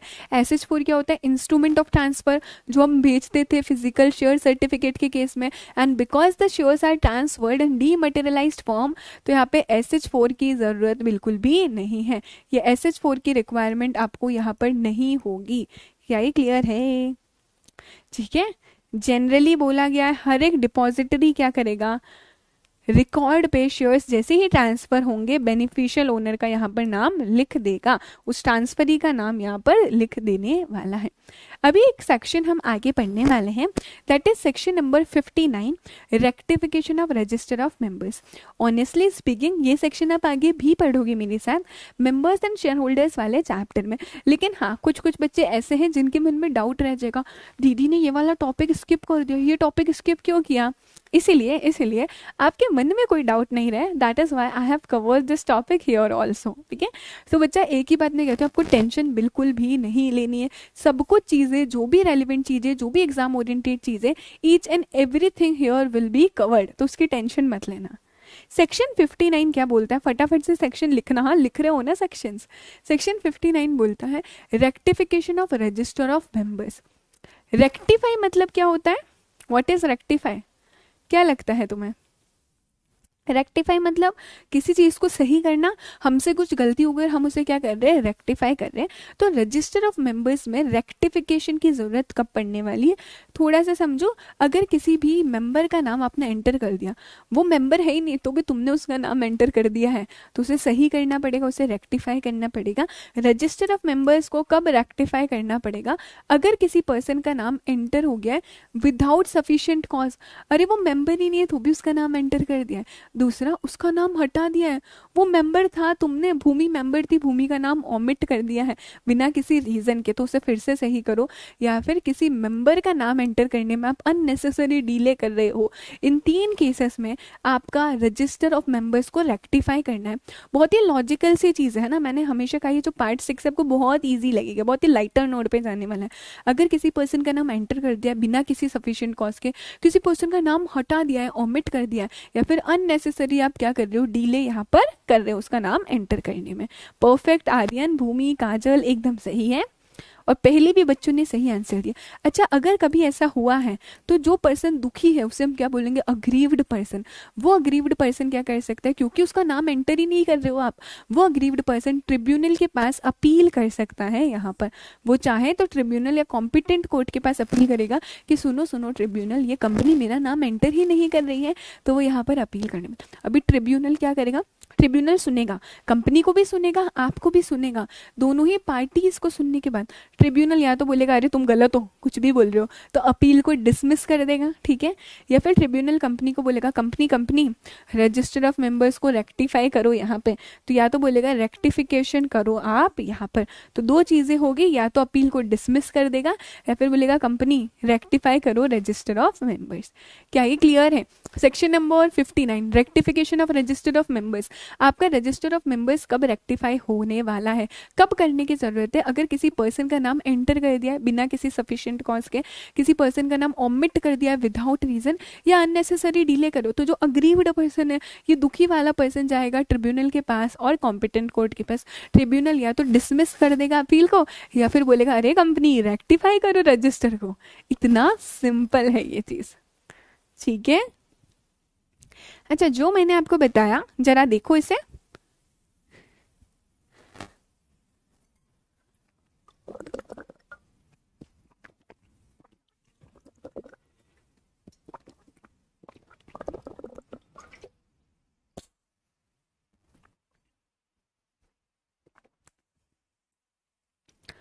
ये पूरा प्रोसेस है। कंपनी को एक रजिस्टर मेंटेन करना है, कंपनी मेंटेन करती है। कंपनी डिपॉजिटरी के साथ एक एग्रीमेंट करती है, एनएसडीएल और सीडीएसएल। कंपनी के रजिस्टर में किसका नाम होता है? Registered owner of the securities. कौन रहेंगे? हमेशा एनएसडीएल और सीडीएसएल रहने वाले। अभी दो डिपॉजिटरीज है, इन्हें आगे भी लोगों को शेयर्स इशू करने।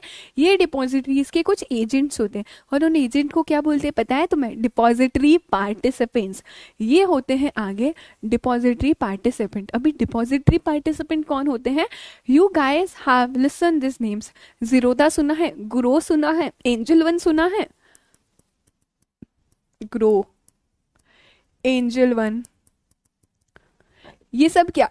ये सभी डिपॉजिटरी पार्टिसिपेंट है जिनके थ्रू आप शेयर्स खरीदते हो या बेचते हो। नॉर्मल लैंग्वेज में हम इन्हें ब्रोकर बोल सकते हैं, लेकिन इन्हें क्या बोलेंगे? डिपॉजिटरी पार्टिसिपेंट्स यहाँ पर बोलने वाले हैं। और बेनिफिशियल ओनर कौन हो गया? आप बेनिफिशियल ओनर यहाँ पर रहते हो। क्या पूरा प्रोसेस समझ आ रहा है? जो भी आप शेयर्स के लिए अप्लाई करोगे, जो भी शेयर्स खरीदते हो, सेल करते हो, वो इन्हीं डीपी के थ्रू करते हो 100%।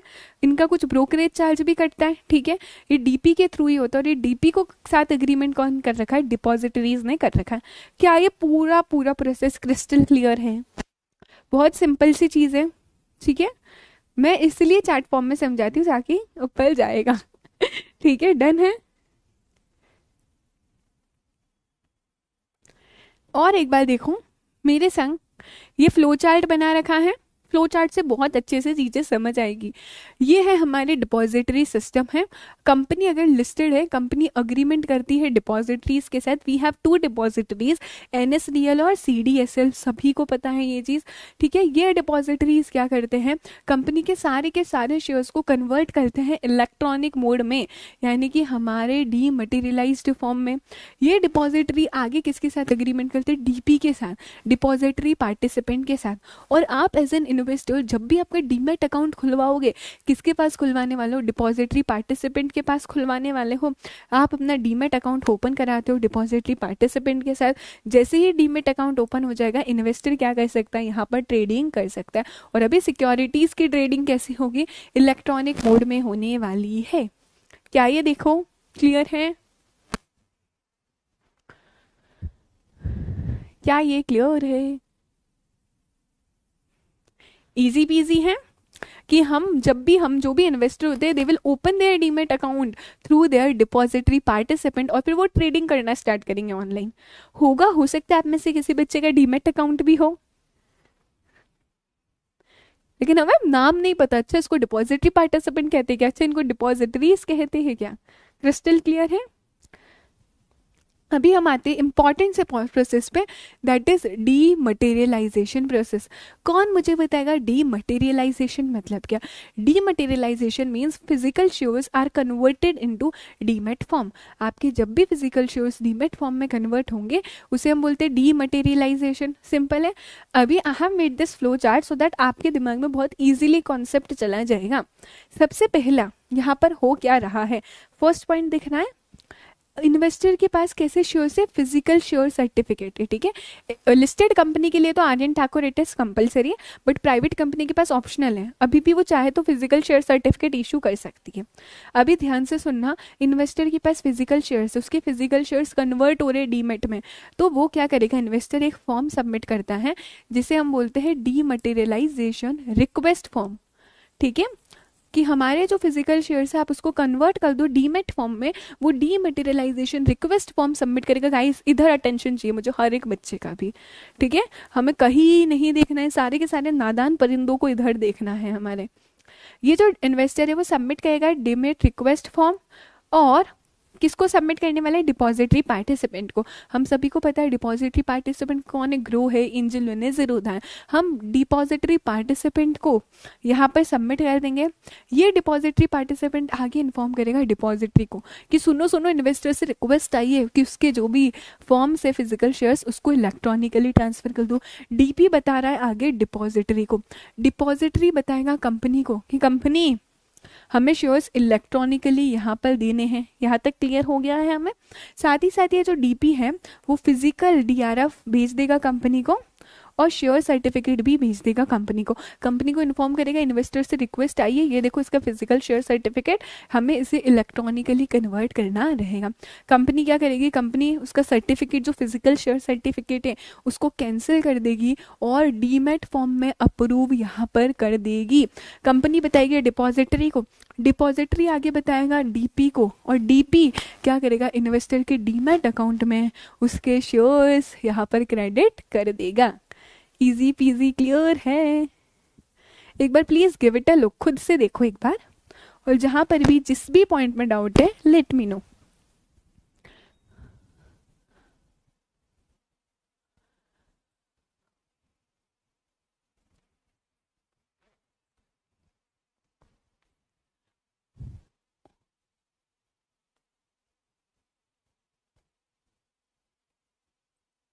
क्या ये क्रिस्टल क्लियर हो चुका है? क्या आपके दिमाग में कुछ भी डाउट है? मैम कंपनी खुद कुछ करती भी है या नहीं? सारे काम दूसरों से कर, कंपनी के पास बहुत सारे काम है प्रियांशी, तो ये डीमटेरियलाइजेशन के लिए टोटली उन्होंने काम डेलीगेट कर रखा है डिपॉजिटरीज को, ठीक है। हम डायरेक्टली कभी भी डिपॉजिटरी से कांटेक्ट नहीं कर सकते, आप तो डीपी पे कांटेक्ट करोगे डिपॉजिटरी पार्टिसिपेंट के थ्रू। आपने क्या करा है, सिंपल सा प्रोसेस है, फिर से सुनेंगे। हमने क्या किया है, हमने फॉर्म भेजा है डीपीज को कि हमारा डिपॉजिटरी डीमैट रिक्वेस्ट फॉर्म है। डिपॉजिटरी पार्टिसिपेंट आगे भेजेगा डिपॉजिटरी को, डिपॉजिटरी कंपनी को बताएगा, कंपनी क्या बोलने वाला है कि ठीक है हम आपको डीमैट अकाउंट में दे देंगे शेयर्स। कंपनी उसका शेयर सर्टिफिकेट कैंसिल करेगा, डीमैट अप्रूव कर देगा। डिपॉजिटरी डीपी को बता रहा है और डीपी बोलेगा इन्वेस्टर, इन्वेस्टर क्रेडिट हो गया तुम्हारे अकाउंट में। इजी पीजी है, ठीक है, डन। नेक्स्ट है रीमटेरियलाइजेशन। अभी ये क्या है दीदी, रीमटेरियलाइजेशन। सो रीमटेरियलाइजेशन जस्ट अपोजिट हो गया है। डीमैट में फिजिकल शेयर्स कन्वर्ट होते हैं इलेक्ट्रॉनिक में, इधर क्या हो रहा है, आपके इलेक्ट्रॉनिक फॉर्म में जो शेयर्स है आप उसको कन्वर्ट कर रहे हो फिजिकल फॉर्म में, फिजिकल शेयर सर्टिफिकेट में। क्या ये पॉसिबल है? बिल्कुल पॉसिबल है, आप ऐसा कर सकते हो। ये कैसे होगा वो देखिए हम लोग, मतलब अभी एट प्रेजेंट आपके पास इलेक्ट्रॉनिक फॉर्म में डीमेट फॉर्म में शेयर्स है, लेकिन आपको फिजिकल शेयर सर्टिफिकेट चाहिए, तो वो कैसे होने वाला है। स्टार्ट हमेशा इन्वेस्टर से होकर, इन्वेस्टर किसके पास जाने वाला है, इन्वेस्टर जाएगा डीपी के पास, यानी कि डिपॉजिटरी पार्टिसिपेंट के पास। तो सेम प्रोसेस से थोड़ा सा अपोजिट में जाएगा ये। परफेक्ट, आर्यन, ज्योति, परफेक्ट। क्या हो रहा है, ये इन्वेस्टर खड़ा है, इन्वेस्टर जाने वाला है डिपॉजिटरी पार्टिसिपेंट के पास कि सुनो सुनो डीमेट को फिजिकल में कन्वर्ट कराना है। डिपॉजिटरी पार्टिसिपेंट किसको बताएगा, डिपॉजिटरी को बताएगा, इलेक्ट्रॉनिकली बताने वाला है। डिपॉजिटरी कंपनी को बताएगा इलेक्ट्रॉनिकली। कंपनी अब सर्टिफिकेट प्रिंट करेगी और अप्रूव करेगी डीमेट। ये इंपॉर्टेंट पॉइंट है, ध्यान रखना इस चीज का। हाँ जी, ये इंपॉर्टेंट पॉइंट है।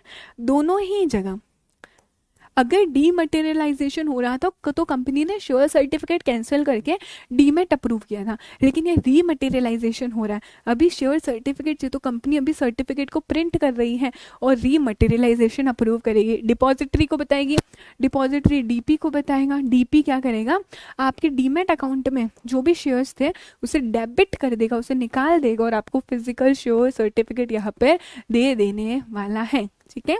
कंपनी जो है शेयर सर्टिफिकेट डायरेक्टली इन्वेस्टर को भी यहाँ पर भेज सकती है। क्या ये क्लियर है? क्या ये क्लियर है? एक बार देखो, पढ़ो। सो आप आपके मॉड्यूल में देखोगे पूरा प्रोसेस ना आपको 8 पॉइंट्स में दे रखा है थियोरिटिकली। ये ही 7 to 8 पॉइंट्स मैंने आपको चार्ट के फॉर्म में कवर करे ताकि आपको पूरा प्रोसेस यहाँ पे समझ आएगा।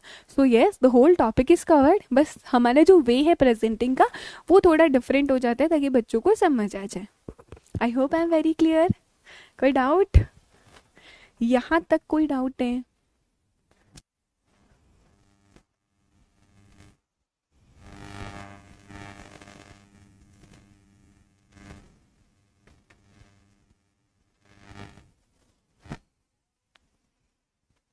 अच्छा, क्या आप लोग पढ़कर आए हो? मेरे को एक क्वेश्चन है आप लोगों से, कुछ क्वेश्चंस देख ले हम शेयर एंड शेयर कैपिटल के,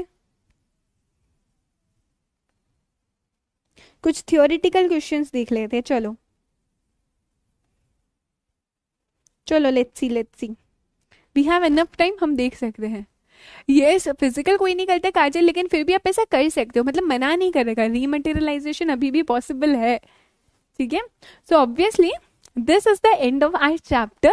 सो ये हो चुका है हमारे प्यारे से चैप्टर का स्वाहा, जिसका आपको बहुत ही बेसब्री से इंतजार था कि मैम कब ये खत्म होगा, कब से स्टार्ट हो चुका है, तो ये चैप्टर कब खत्म होगा, ऑब्वियसली स्वाहा हो चुका है हमारे श्योर एंड श्योर कैपिटल का। रही बात related to its practical numerical questions, we are definitely going to solve those numerical questions in the next lectures. ठीक है, क्लियर है?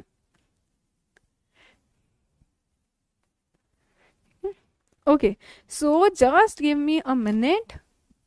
हम क्या कर लेंगे यहाँ पर ना,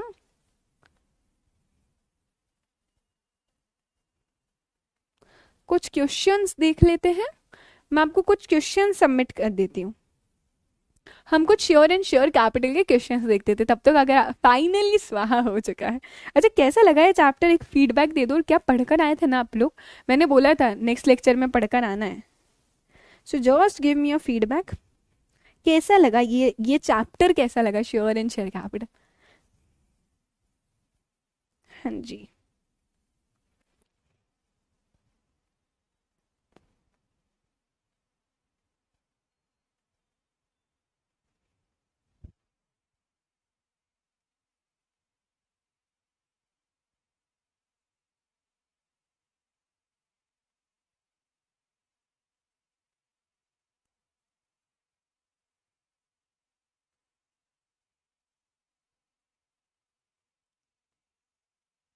let's see.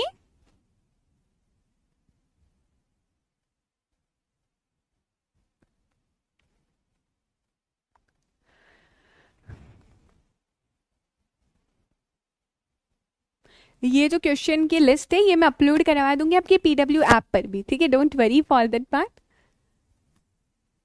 Okay, so I hope it is visible to all of you, एकदम प्रॉपरली विजिबल है। एमसीए की वेबसाइट भूमि आज एसबीआईएल के लेक्चर में दिखाती हूँ, ठीक है। Yes, the chapter is quite interesting and also the chapter का वेटेज बहुत ज्यादा है Piyush. Yes Vishesh, thank you, मतलब अच्छा लगा, इंटरेस्टिंग लगा ना।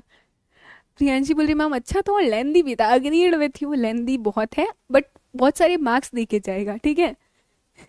चलो चलो चलो, हम लोग question number 1 already I guess कर चुके हैं। क्वेश्चन 1 हमारा कर दिया था। अच्छा, ये क्वेश्चन दिख रहा है आपको, क्वेश्चन नंबर 2। क्वेश्चन नंबर 2 क्या बोलता है यहाँ पर, securities premium, is it visible to all of you?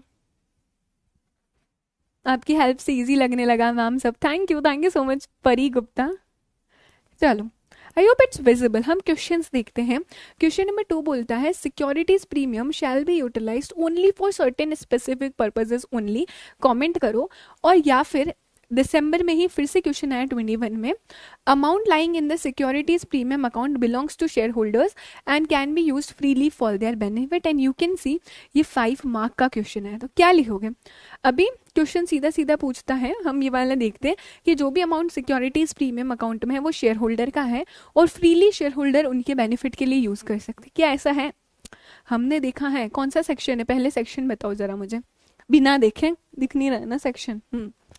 बिना देखे सेक्शन बताओ सिक्योरिटीज प्रीमियम का। We know section number 52।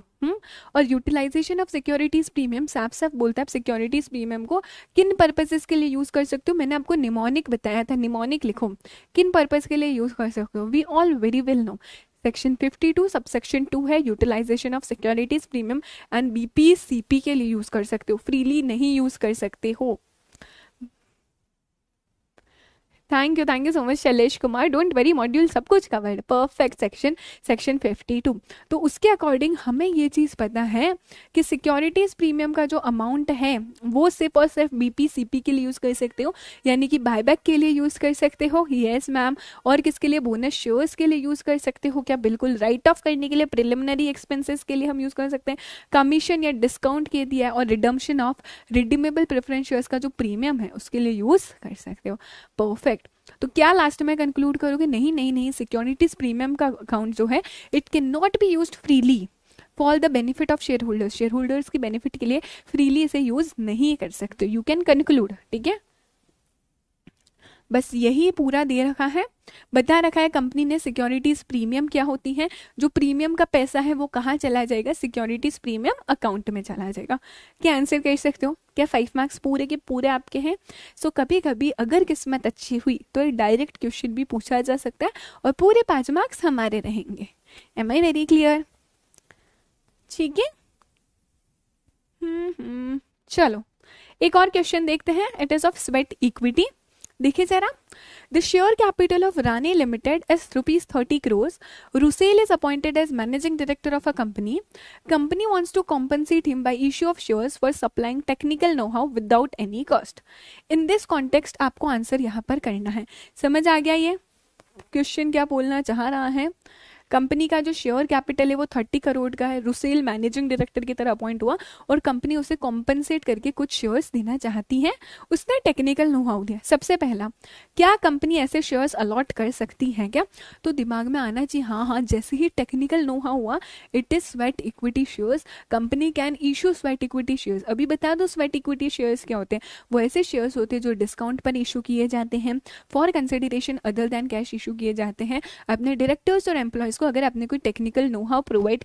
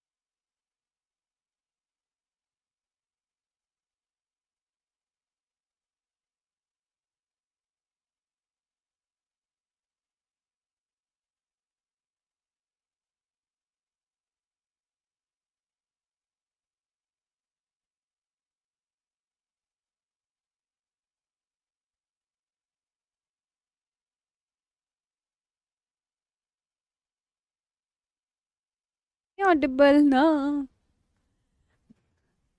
Yes yes guys, I am back.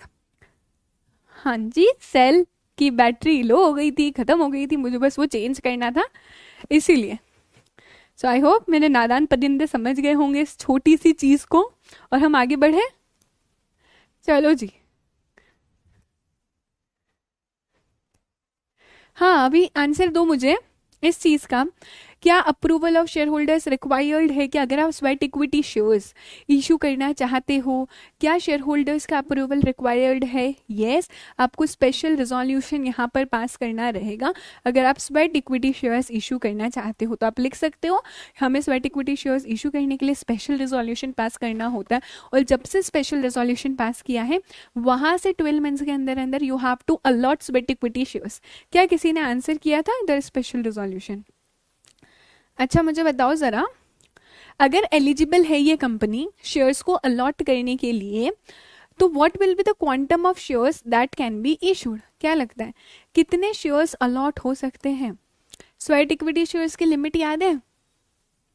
मैं है ना, सच में बताओ, स्वेट इक्विटी शेयर्स की लिमिट याद है कि कंपनी कितने स्वेट इक्विटी शेयर्स इशू कर सकती है? कितना क्वांटम, कितनी क्वांटिटी ऑफ शेयर्स यहाँ पर इशू हो सकते हैं? फटाफट बताइए जरा। अगर कंपनी एलिजिबल है, हमें पता चल गया यस कर सकती है sweat equity shares, special resolution pass करना है, पर कितनी वैल्यू के कर सकती है? 15%। अच्छा पूरा फिगर निकाल के बताओ ना यार बच्चा लोग। 15% ऑफ व्हाट? कितना का 15% करूं मैं? बाकी चैट फटाफट फटाफट हो जाएगी, लेकिन ये हम आधा अधूरा ही लिखेंगे। 15%, 25%, है ना? ये हम आधा अधूरा लिखेंगे, बाकी तो पूरी चैट हो जाती इनसे। Yes, 15% of existing paid up share capital और 5 crores whichever is higher। याद है एक साल में कितना कर सकते हो? 15% of paid up share capital और 5 crore whichever is higher। और टोटल एग्रीगेट कितना हो सकता है? 25% हो सकता है at any time we know. इस साल के लिए पूछ रहे हैं तो 15% of paid up share capital कितना था? 30 crores का 15% आप करने वाले हो, और 5 crores whichever is higher। जरा करके बताओ कितना आया? 30 crores। 30 crores का 15% जब आप करोगे इट विल बी 4.5 करोड़ या फिर 5 crore whichever is higher. क्या हायर है? 4.5 करोड़ या फिर 5 करोड़? दोनों में से क्या ज्यादा है? 5 करोड़। तो कंपनी 5 करोड़ के स्वेट इक्विटी शेयर्स यहाँ पर इशू कर सकती है। Am I clear? ये उम्मीद नहीं थी मुझे तुम लोगों से। हाँ अच्छा, फिर क्वेश्चन आता है, ये ध्यान से आंसर करना। Can Russell sell such allotted shares in the market? अभी रुसेल जो मैनेजिंग डायरेक्टर है उसको स्वेट इक्विटी शेयर्स मिल गए, क्या ये रुसेल ये जो अलॉटेड शेयर्स उसको मार्केट में बेच सकता है क्या? यस और नो। अगर बेच सकता है तो कितने टाइम में? अगर नहीं सेल कर सकता है तो कितने टाइम तक सेल नहीं कर सकता है? I want to see your दिमाग। ये छोटा सा दिमाग में कितनी बातें जाती है। आई वॉन्ट टू सी ये आंसर कौन सही देता है, बताओ जरा। क्या रुसेल इन स्वेट इक्विटी शेयर्स को मार्केट में सेल कर सकता है? पीयूष बोल रहा है यस मैम कर सकता है। हमें क्या, उसके शेयर्स उसकी इच्छा, बेच दो, है ना? हमें क्या, हम तो रिवीजन करते ही नहीं है। दीदी पूछती है तो हम तो ऐसे ही झूठ मूठ बोल देते हैं। अच्छा पीयूष को फिर से याद आया, नहीं मैम नहीं कर सकते। क्यों नहीं कर सकते पीयूष? कितने टाइम तक नहीं कर सकते हैं? यस संजय ने परफेक्ट आंसर किया, नहीं कर सकते because yes a lock in period of 3 years। Perfect Sanjay. बेटा यस नो मुझे सोल्यूशन की सेट चाहिए, प्रोविजन चाहिए, है ना? यस भूमि परफेक्ट। नहीं कर सकता है क्योंकि लॉक इन पीरियड है आपके पास। स्वेट इक्विटी शेयर्स का प्रोविजन याद करो, 3 साल का लॉक इन पीरियड, आप 3 साल तक उसे सेल नहीं कर सकते हो। ठीक है पीयूष।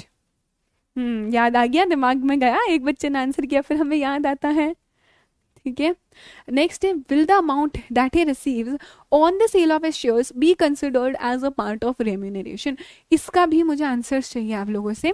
5th पॉइंट बोलता है अगर वो शेयर्स को फिर बेच देता है, ठीक है, शेयर्स को बेच के कुछ पैसा उसे मिलेगा, क्या उसे तुम उसकी रेम्यूनरेशन का पार्ट इंक्लूड करोगे क्या? अब इसका टॉपिक था sweat equity shares to be considered as a part of managerial remuneration. क्या ये उससे रिलेट कर रहा है क्या, मुझे बताओ। सोचो सोचो सोचो थोड़ा, इसी तरह के क्वेश्चंस पूछे जाएंगे। ये 5 मार्क का क्वेश्चन था, देखो ना, 1 मार्क हर एक के लिए।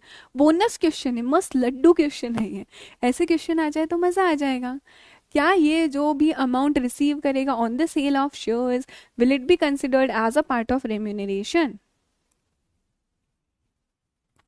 टॉपिक मैंने बता दिया है, हेल्प मैंने कर दी है। मैंने आपको पूरा टॉपिक बताया था, sweat equity shares to be considered as a part of managerial remuneration. कब मैनेजरियल रेम्यूनरेशन मानेंगे? 2 कंडीशन थी, अगर मैनेजिंग डायरेक्टर या फिर मैनेजर को दे रहे हो और बदले में आपको क्या मिल रहा है, यहाँ पर असेट मिल रहा है, वो डेप्रिशिएबल एसेट है, बैलेंस शीट में ले जाके कैरी फॉरवर्ड करने वाले हैं, तो ही उसे मानने वाले हैं। सी, स्वेट इक्विटी शेयर्स डायरेक्टर और मैनेजर को इशू कर रहे हैं अदर देन कैश, जिधर असेट का फॉर्म नहीं है, तो असेट है तो बैलेंस शीट में ले जाएंगे, अदरवाइज उसे एक्सपेंस की तरह ट्रीट करने वाले हैं। तो yes the amount of sweat equity shares जो भी मिलेगा it will be considered. Perfect answer, great, awesome. हाँ ग्रेट। नेक्स्ट देखो, Sita limited intends to issue sweat equity shares to its employees for a non cash consideration. Managing director believes that sweat equity shares can only be issued for consideration received in cash. Do you agree? क्या agree करते हो? Question समझ आया? Sita limited क्या करना चाहती है, sweat equity shares issue करना चाहती है उसके एम्प्लॉयज को, वो भी नॉन कैश कंसिडरेशन के लिए। लेकिन लेकिन लेकिन उसका जो मैनेजिंग डायरेक्टर है वो बोलता है स्वेट इक्विटी शेयर्स को आप इशू कर सकते हो ओनली एंड ओनली अगर कैश में कुछ मिल रहा है तो। क्या अग्री करते हो क्या? तो हमारी डेफिनेशन लिखेंगे हम सबसे पहले। डेफिनेशन में ही साफ साफ लिखा हुआ है डिस्काउंट पे और कंसिडरेशन अदर दैन कैश है ये चीज। Company sweat equity shares issue कर सकती है नॉन कैश कंसिडरेशन पे। तो क्या लगता है ये जो मैनेजिंग डायरेक्टर ने बोला है उसका व्यू करेक्ट है या इनकरेक्ट है? परफेक्ट, मैनेजिंग डायरेक्टर का व्यू इनकरेक्ट है, गलत बोल रहा है मैनेजिंग डायरेक्टर। ऑसम, मजा आ रहा है, अच्छा लग रहा है ये चीज सॉल्व कर पा रहे हो तो। लिख आप दोगे पर यस नो भी पता होना चाहिए। हम्म, एक और करोगे स्वेट इक्विटी शेयर्स का या दूसरा करवाती हूँ? चलो, ये क्वेश्चन हम कर चुके हैं, क्वेश्चन नंबर 7 तो हमने कर लिया था एक बार क्लास में, मैंने करवा दिया आपको। हम्म।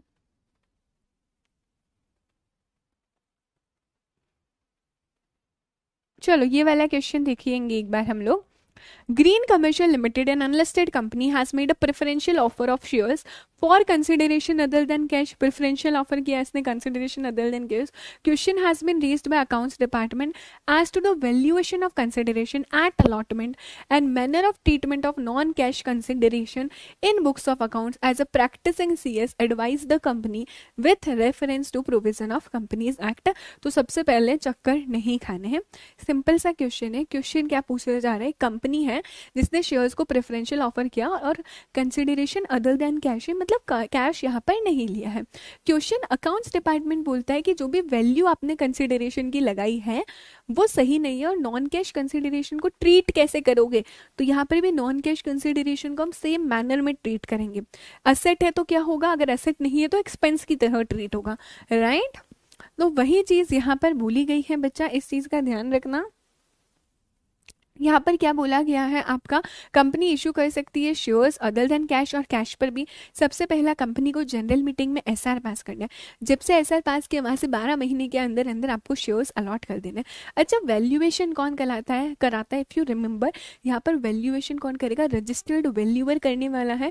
कंसिडरेशन अदर देन कैश यहाँ पर चल जाएगा, कंपनी को बस यहाँ पर जस्टिफाई करना पड़ेगा, क्योंकि जो भी वैल्यूएशन होता है हमेशा ध्यान रखना वैल्यूएशन फाइनेंशियल स्टेटमेंट के बेसिस पे होता है। तो यहाँ पर ये चीज यू हैव टू मेंशन कि valuation should be on the basis of financial statement, और हम हमारा कंसिडरेशन वाला पॉइंट लिख देंगे।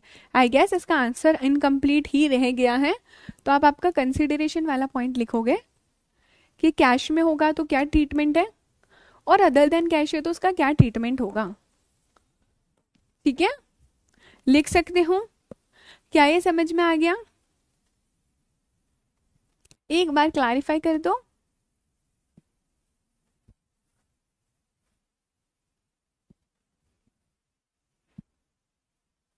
हाँ जी, क्लियर हो गया है। ये वही चीज थी जो हमने देखी, so do not get confuse by reading the answer. I think ये आंसर इनकम्प्लीट रह गया है, कुछ मिस्टेक हो गई होगी। ये क्वेश्चन आप खुद करने वाले हो, प्राइवेट प्लेसमेंट का है।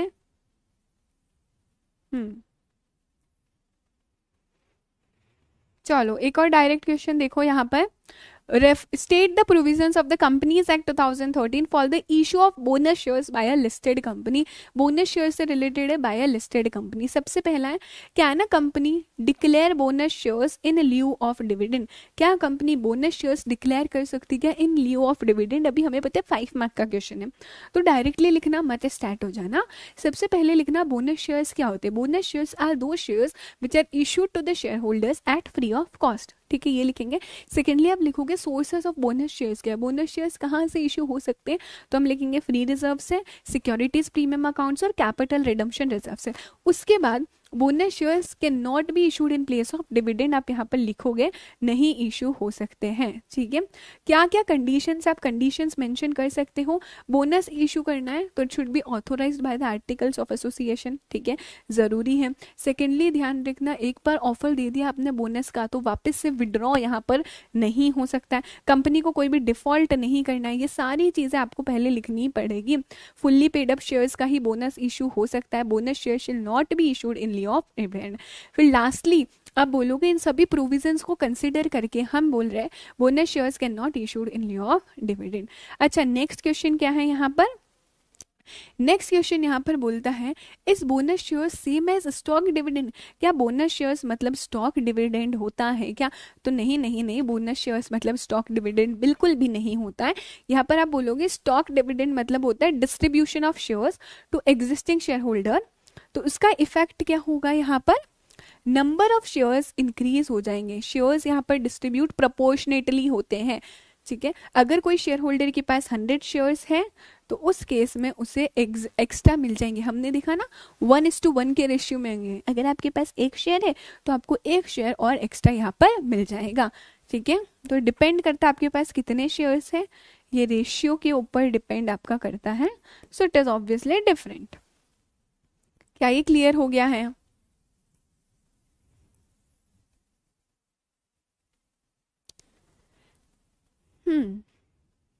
ये क्वेश्चन देखो, क्वेश्चन नंबर 11 बहुत ही इजी पीजी है ना।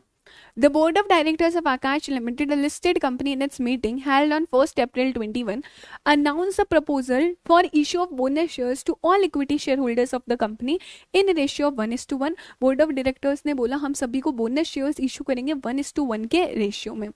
1 मई 21 को जो डायरेक्टर्स थे उन्होंने एक रेजोल्यूशन पास किया और इस प्रपोजल को रिवर्स कर दिया, जो 1 अप्रैल को इन्होंने प्रपोजल भेजा था कि हम बोनस शेयर्स इशू करेंगे उसे रिवर्स कर दिया। तो क्या ये वैलिड है क्या, you have to check the validity of resolution. क्या ऐसा हो सकता है, तुम लैंग्वेज देखना, ये सब लैंग्वेज का गेम है। ये बोला रिवर्स कर दिया प्रपोजल, रिवर्स कर दिया मतलब क्या हो गया बेटा कि हमारा जो प्रपोजल था वो हमने कैंसिल कर दिया। क्या ये पॉसिबल है। तो याद करो बोनस शेयर्स की प्रोविजंस, आपको वहाँ पे पूरी कंडीशंस लिखनी पड़ेगी बिकॉज ये 4 मार्क का क्वेश्चन अगर आता है तो हम 2-3 कंडीशन लिखेंगे, फिर हम बोलेंगे कि bonus shares once it is announce it can not be withdrawn, वो विड्रॉ नहीं हो सकता है, तो यहाँ पर बोर्ड ऑफ डायरेक्टर्स को बोनस शेयर्स इशू करने ही पड़ेंगे। Am I very clear. अभी हम सिर्फ थ्योरी वाले क्वेश्चंस कर रहे हैं, ठीक है ना, प्रैक्टिकल भी करेंगे। एक चीज क्लैरिफिकेशन दे देती हूँ। नेक्स्ट क्वेश्चन है reduction of share capital and diminishing of share capital means the same. क्या ये दोनों सेम होता है कि आपको कमेंट करना है, तो आपको बोलना है ना ना ना ना, दोनों सेम नहीं होता है। रिडक्शन में इशूड सब्सक्राइब्ड पेड अप कम होता है, डिमिनिशन में अनसब्सक्राइब्ड पार्ट यहाँ पर कम होता है, ठीक है। तो ये पूरा आपको यहाँ पर लिखना पड़ेगा। दोनों चीज अलग अलग होती है, दोनों के बाद लिखोगे। रिडक्शन में आपका स्पेशल रेजोल्यूशन पास होता है, डिमिनिशन में हमारा कौन सा पास होता है, ऑर्डिनरी रेजोल्यूशन यहाँ पर पास होता है, ठीक है। तो दोनों का आप आंसर कर सकते हो। It's a theoretical question, give it a read कि अगर कोई भी कंपनी बायबैक करना चाहती है तो क्यों करना चाहेगी, तो एक बार रीड करोगे आपको सब समझ आ जाएगा यहाँ पर। हाँ जी,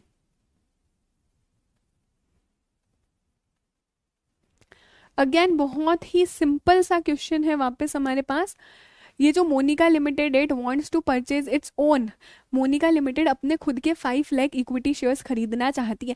जब वो बोलेगा अपने खुद के खरीदना चाहती है तो हम क्या समझ गए, अपने खुद के मतलब बायबैक करना चाहती है वो at the rate 10 rupees each. कहाँ से खरीदना चाहती है, unsecured loans, balance of free reserve या सिक्योरिटीज प्रीमियम अकाउंट से।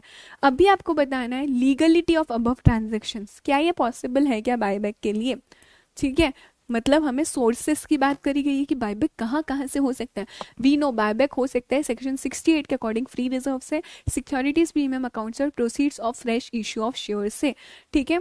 तो यहाँ पर फ्री रिजर्व है क्या भैया, हाँ हाँ हाँ हाँ फ्री रिजर्व तो दिख रहा है हमें, ओके। सिक्योरिटीज प्रीमियम से भी हो सकता है पर इससे नहीं हो सकता है, तो यहाँ पर लिख दो यस मोनिका लिमिटेड शेयर्स खरीद सकती है खुद के फ्री रिजर्व से और सिक्योरिटीज प्रीमियम से, पर अनसिक्योर्ड लोन से नहीं खरीद सकती। Am I very clear, easy peasy है, ठीक है। अगर आपके पास क्वेश्चन आता है CRR पे शॉर्ट नोट लिखो, CRR पे शॉर्ट नोट लिख सकते हैं, बिल्कुल लिख सकते हैं। कैपिटल रिडम्पशन रिजर्व कहाँ कहाँ आपने देखा था उसे हम याद करेंगे। सबसे पहला हमने देखा था जब भी प्रेफरेंस शेयर्स रिडीम होंगे तब हम क्या करेंगे, यहाँ पर कैपिटल रिडम्पशन रिजर्व बनाते हैं, राइट। सेकेंडली हमने बायबैक के केस में भी देखा था, अगर फ्री रिजर्व से बायबैक कर रहे हो तो same sum equal to the same amount CRR में आप ट्रांसफर कर दोगे। और फिर आप लिख सकते हो CRR का सिर्फ और सिर्फ एक ही यूज है, to issue the bonus share. 100% आप ये आंसर को लिख पाओगे, ठीक है। अच्छा, एक इंपॉर्टेंट बात मैं आपको यही बता देती हूँ, also please note it down, आप ये नोट्स में इस चीज को लिखना। याद करो हमारा बायबैक में हम ROC के पास कुछ फॉर्म्स फाइल करते थे, ठीक है। कौन से फॉर्म थे एक बार हम लोग याद कर लेंगे। सबसे पहले हम SH8 लेटर ऑफ ऑफर भेजते थे ROC के पास, यस दीदी। हम एक और फॉर्म भेजते थे डिक्लेरेशन ऑफ सॉल्वेंसी, और MGT14 भेजते थे। ये जो डिक्लेरेशन ऑफ सॉल्वेंसी आप भेजते हो उसमें लिखा होता है हमारी कंपनी के पास असेट से हम अपनी लाइबिलिटीज को पे कर पाएंगे। लेकिन इस डिक्लेरेशन ऑफ सॉल्वेंसी में साइन किसका होता है ये चीज देख लेना। ये declaration of solvency shall be signed by 2 directors, 2 directors sign करेंगे कंपनी के, आउट ऑफ विच एक कौन होगा, आपकी कंपनी का मैनेजिंग डायरेक्टर यहाँ पर होगा। ये जो डिक्लेरेशन ऑफ सॉल्वेंसी है उसको कौन वेरीफाई करेंगे, board of the directors verify करेंगे और देखेंगे क्या एक्चुअल में कंपनी के पास उतने एसेट्स है क्या जिससे वो अपनी लाइबिलिटीज पे कर पाएगी यहाँ पर, ठीक है। क्या ये क्लियर हो गया है? तो ये चीज को आप नोट कर देना, डिक्लेरेशन ऑफ सॉल्वेंसी को कौन साइन करता है, इंपॉर्टेंट है। हमें फॉर्म पता है, फॉर्म SH9 है। हाँ जी। बायबैक से रिलेटेड क्वेश्चन हम हमारी नेक्स्ट क्लास में देख लेंगे।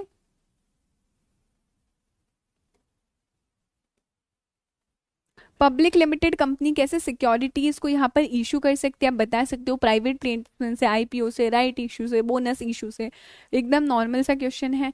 रेड हेरिंग प्रोस्पेक्टस पे शॉर्ट नोट लिखना है, क्या लिख सकते हो? देखो ये क्वेश्चन अभी रिसेंट वाला आया 21 में। संतोष CEO of the company has advised the board of directors of an unlisted company that in order to market the public issue and generate the interest and awareness, a prospectus can be issued without giving details, बिना details दिए। किस चीज की बिना details दिए? Number of shares की और issue price की। एग्जामिन करो क्या ये सही बोल रहा है एज पर द प्रोविजंस। अभी याद करना, जब भी शेयर्स की डिटेल्स नहीं होगी, प्राइस की डिटेल्स नहीं होगी, टेस्ट प्रोस्पेक्टस। कौन सा प्रोस्पेक्टस है? Red herring prospectus. Section number तक याद करवाए थे मैंने आपको, कैसे? SRA करके, यानी कि section 31, section 32, section 33। It means red herring prospectus का सेक्शन 32 है। उसमें यू हैव टू आइडेंटिफाई बस रेड हेरिंग प्रोस्पेक्टस क्या होता है, कब इशू होता है, यहाँ पर इशू ओपन होने से कितने दिन पहले आप रेड हेरिंग प्रोस्पेक्टस ROC के पास फाइल करोगे। एटलीस्ट 3 डेज पहले हम ROC के पास फाइल करेंगे। अगर मेन प्रोस्पेक्टस और रेड हेरिंग प्रोस्पेक्टस में कुछ भी वेरिएशन है तो हम उसे हाईलाइट करने वाले हैं। एकदम इजी पीजी क्वेश्चन है यहाँ पर, राइट। सो इतना कंटेंट रहना चाहिए आपके 3 मार्क के क्वेश्चन के में एटलीस्ट, जहाँ पर पहले आप डिफाइन करोगे रेड हेरिंग प्रोस्पेक्टस क्या होता है और उसकी कुछ कंडीशंस। अच्छा, ये क्वेश्चन आपका रिसेंट में आया था जून 24 में। ये बस लास्ट क्वेश्चन हम देखने वाले हैं बिकॉज ये रिसेंट का क्वेश्चन है जून 24 को, और अगेन बहुत सिंपल क्वेश्चन है, ठीक है। देखो, XYZ लिमिटेड एक लिस्टेड कंपनी है जो इनकॉर्पोरेट हुई 1 अगस्त 20 को, जिसका ऑब्जेक्ट था dairy business. Demand for dairy products was high in the area, due to that sales remarkable है, बिजनेस आउटस्टैंडिंग है। Board of the directors in its meeting approve the proposal to set up a new unit in West Bengal, और also would resolve करते to raise the funds by issuing shares of the company to the public. पैसा चाहिए तो पैसे के लिए क्या करेंगे, शेयर्स इशू करना चाहते हैं पब्लिक को। कंपनी शेयर कैपिटल यहाँ पर रेस करेगी bye issuing equity shares in different stage, ठीक है। वो कैसे पैसा रेस करने वाली इक्विटी शेयर्स को इशू करेगी और डिफरेंट स्टेज में, over a certain period of time according to the construction works of the new unit. थोड़े टाइम में वो इक्विटी शेयर्स इशू करेगी। The company does not wants to wish to issue prospectus each and every time of issue of shares. Company नहीं चाहती कि वो बार बार prospectus issue करे जब जब वो शेयर्स इशू करना चाहती है। What can be the way out the company to follow to avoid the repeated issuance of prospectus, advice in light of provisions of Companies Act 2013। क्या आप बता सकते हो यहाँ पर किस बारे में बात हो रही है? आपको एक ऐसा वे बताना है जिससे कंपनी को बार बार रिपीटेड वे में प्रोस्पेक्टस इशू ना करना पड़े। बताओ जरा यार, तुम्हारे दिमाग में ना याद आना चाहिए अगर आप रिवाइज कर कर आए हो तो। क्या मेरे नादान परिंदे सोच पा रहे हैं क्या? क्या मेरे नादान परिंदे सोच पा रहे कि कौन से प्रोस्पेक्टस की यहाँ पर बात हो रही है? से इफ इट ऑल, अगर आपने रिवाइज करा हुआ है तभी आप आंसर कर पाओगे, वरना तो सब घुलमाल घुलमाल लगेगा, है ना, हमारी कंपनी जैसा। परफेक्ट, काजल राजपूत, शेल्फ प्रोस्पेक्टस के बारे में बात हो रही है। Awesome, perfect. Yes, Aditya, Sanjay, Priyanshi, लक्ष्य, ज्योति, अर्शी, परफेक्ट। यस काजल राजपूत, 1 ईयर के लिए एकदम परफेक्ट। आपको कुछ कंडीशंस बतानी है। सबसे पहले शेल्फ प्रोस्पेक्टस, सेक्शन नंबर 31। क्या होता है शेल्फ प्रोस्पेक्टस? रिपीटेड इशू नहीं करना पड़ेगा। कब तक के लिए वैलिड रहेगा? 1 साल के लिए वैलिड रहेगा। अगर कुछ भी चेंजेस होते हैं तो कौन सा डॉक्यूमेंट जाएगा? इंफॉर्मेशन मेमोरेंडम यहाँ पर जाएगा। बस यही चीजें बतानी रहेगी जो भी हमने नोट्स में शेल्फ प्रोस्पेक्टस से रिलेटेड पढ़ा, और इन्फॉर्मेशन मेमोरेंडम में सारी चीजें चली जाएगी। अच्छा, इन्फॉर्मेशन मेमोरेंडम का किसी को फॉर्म याद है? मैंने फॉर्म बताया था, पास और 2 वर्ड से, इसलिए पास टू। पास का full form prospectus and allotment of securities. ठीक है। ऑल्सो आपके पास ये पीडीएफ मिल जाएगा, आपको आज ही मिल जाएगा। You can definitely give it a watch. आप देख सकते हो बहुत ही आराम से, आप क्वेश्चन सॉल्व कर सकते हो। ये एक रेस्ट्रिक्शन वाला question on transfer of shares, बहुत इजी क्वेश्चन है, आप देख सकते हो। ये आपका आज का होमवर्क है। ठीक है, डन है। सो जो भी नॉर्मल थियोरी वाले क्वेश्चन है, you have to give it a read, you have to see, क्योंकि ये हमारे पास्ट ईयर के ही क्वेश्चन है। देयर आर चांसेस कि कुछ क्वेश्चन रिपीट हो जाए। आपको ऐसे 1 बाय 1 लर्न नहीं करना है, बट आपको रिकॉल करना है कि ये क्वेश्चन में क्या प्रोविजन है। आज हमने जिस तरीके से देखा वैसे ही आपको ये पूरी पीडीएफ देखनी है। पीडीएफ आपको मिल जाएगी, ठीक है। Today only, by the end of the day मैं ये पीडीएफ अपलोड करवा दूंगी आपके ऐप पर, ठीक है। So let's switch to the तूफानी रिविजन ऑफ दिस क्लास। क्या हम तूफानी रिवीजन पर जाएं क्या? ठीक है, क्या क्या क्या क्या स्विच करें तूफानी रिवीजन पे? Okay, we have started with delegation of powers of transfer, जहाँ पर वी हैव सीन कि बोर्ड ऑफ डायरेक्टर्स के पास कोई भी पावर नहीं होती है। वो अपना जो refusal to register the transfer of the shares delegate नहीं कर सकते हैं। वो बाकी पावर्स डेलीगेट कर सकते हैं, but refusal to register the transfer of shares can not be delegated. इससे रिलेटेड हमने बहुत सारे केस लॉस देखे थे। सबसे पहला केस लॉ देखा था हमने, अगर कोई पर्सन है वो शेयर्स रजिस्टर कराना चाहता है, पर बोर्ड ऑफ डायरेक्टर को सस्पिशन है कि जनरल मीटिंग में आएगा तो बहुत ही न्यूसेंस क्रिएट करने वाला, it is not a valid ground. कोई पर्सन ने पहले ट्राई किया था आपकी कंपनी को वाइंड अप करने का, वो मेंबर बनना चाह रहा है, आप उसको शेयर्स रजिस्टर नहीं कर रहे हो, not a valid ground. Board of director इस पावर्स को एक्सरसाइज कर सकते हैं गुड फेथ में कंपनी के बेनिफिट के लिए। फोर्थ, हमने देखा अगर कोई पर्सन आपके कोई बिजनेस कोई कंपनी राइवलरी है तो उस केस में आप उसको मना कर सकते हो to register the transfer of the shares. And lastly, अगर डायरेक्टर ने ये जो पावर किसी कमेटी को ट्रांसफर कर दी और कमेटी ने जो भी डिसीजन लिया, it will not be valid, क्योंकि आप डेलीगेट ही नहीं कर सकते हो। That was all about delegation of power of transfer. फिर हमने देखा रिजेक्टेड डॉक्यूमेंट्स, अगर कोई डॉक्यूमेंट है जो कि अनस्टैम्प्ड डेटेड नहीं है, एग्जीक्यूटेड नहीं है, वो कंपनी रिजेक्ट करेगी, बट कंपनी को फिर से अपने ट्रांसफरर को देना रहेगा। हमने देखा ट्रांसमिशन है, सोल ओनर है तो लीगल हायर को चला जाएगा। अगर डिसीज्ड हस्बैंड है, हस्बैंड मर गया, वाइफ को चला जाएगा। जॉइंट होल्डर हो, so if the articles of a company provide, तो उस केस में जो सर्वाइवर होगा, जो पर्सन जिंदा रहेगा, he will be the owner of the company, उसी के पास टाइटल रहने वाला है उस शेयर्स का। आफ्टर दैट हमने क्या देखा था, transfer of shares to a minor. Generally minor is not capable to enter into a contract as per Indian contract act 1872, लेकिन वो कॉन्ट्रैक्ट में एंटर कर सकता है on the behalf of natural या फिर लीगल गार्जियन के थ्रू। सेकेंडली, हमने देखा आर्टिकल्स ऑफ एसोसिएशन कभी भी कंप्लीट बैन नहीं लगा सकते कि माइनर यहाँ पे शेयर्स नहीं ले सकता। अगर कोई डिसीज्ड मेंबर है तो उसके शेयर्स ट्रांसफर हो जाएंगे माइनर के पास, और होल्ड करके रखेगा लीगल हायर, उसका नेचुरल गार्जियन होल्ड करके रखने वाला है। अगर शेयर्स फुल्ली पेड अप है तो वो माइनर के नाम पे ट्रांसफर हो सकते हैं, क्योंकि कोई भी फाइनेंशियल लाइबिलिटी इन्वॉल्व यहाँ पर नहीं रहने वाली है। हमने देखा फिर कि क्या होता है, प्रोसेस क्या होता है डिपॉजिटरी का। कंपनी एक एग्रीमेंट करती है डिपॉजिटरी के साथ। देयर आर 2 डिपॉजिटरी, CDSL और NSTL। डिपॉजिटरी आगे एग्रीमेंट करते हैं डिपॉजिटरी पार्टिसिपेंट्स के साथ, और डिपॉजिटरी पार्टिसिपेंट्स के साथ इन्वेस्टर्स अपना डीमैट अकाउंट यहाँ पर ओपन करवा देते हैं, राइट। अच्छा, ध्यान रखना इस चीज़ का, जो भी हमारा डॉक्यूमेंट है SH4, वो ट्रांसपोजिशन के केस में नहीं चाहिए होगा। दीदी ट्रांसपोजिशन मतलब क्या? जब भी आप आपका नाम अरेंज करवाना चाहते हो, रीअरेंज या ऑल्टर करवाना चाहते हो, उसको हम ट्रांसपोजिशन बोलेंगे, क्योंकि यहाँ पे शेयर्स ट्रांसफर नहीं हो रहे इसलिए SH4 की रिक्वायरमेंट नहीं है और इसीलिए स्टैम्प ड्यूटी पे करने की भी जरूरत यहाँ पर नहीं पड़ेगी। डिपॉजिटरी का पूरा सिस्टम हमने देख लिया। अनलिस्टेड पब्लिक कंपनी जब भी शेयर्स इशू करना चाहती है डीमेट फॉर्म में इशू करना है कंपलसरी, और उन्हें फैसिलिटीज देनी of conversion of existing securities into demat form. जब भी आप राइट इशू करना चाहते हो, बाईवेक करना चाहते हो, IPO करना चाहते हो, तो आपकी सारी सिक्योरिटीज डीमेट फॉर्म में होनी चाहिए। 3 कंपनीज को एक्सेप्शन है, प्राइवेट कंपनी, निधि कंपनी, गवर्नमेंट कंपनी और होली ऑन सब्सिडरी। ये कंपनीज को रूल 9A एप्लीकेबल नहीं होने वाला है। इलेक्ट्रॉनिक फॉर्म में जब भी सिक्योरिटीज ट्रांसफर कर रहे हो तो वहाँ पे SH4 की रिक्वायरमेंट नहीं होगी। अच्छा मैम, डीमटेरियलाइजेशन और रीमटेरियलाइजेशन क्या होता है?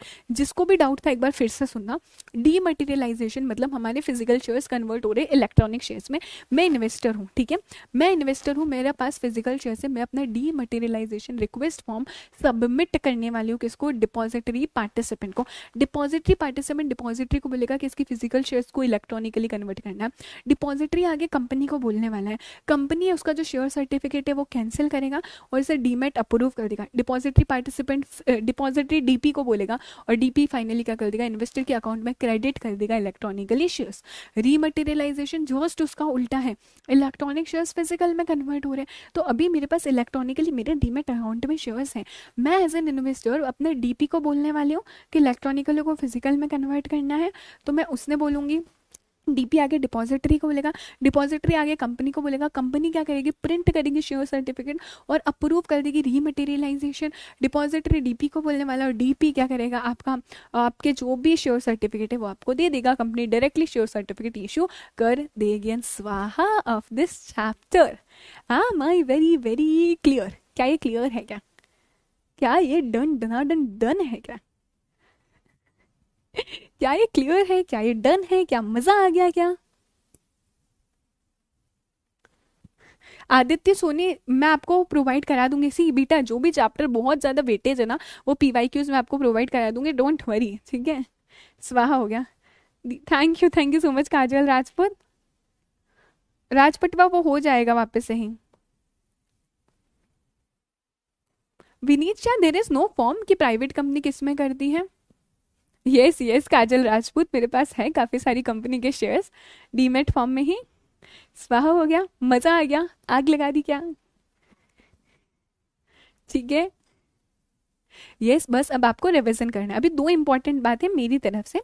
सबसे पहला, हमारा ये चैप्टर ओवर हो चुका है मेरे एंड से। सेकेंडली, मैं आपको प्रीवियस ईयर क्वेश्चन का जो अभी PDF बताया था वो प्रीवियस ईयर क्वेश्चन का PDF भी अपलोड करवा दूंगी PW ऐप पे।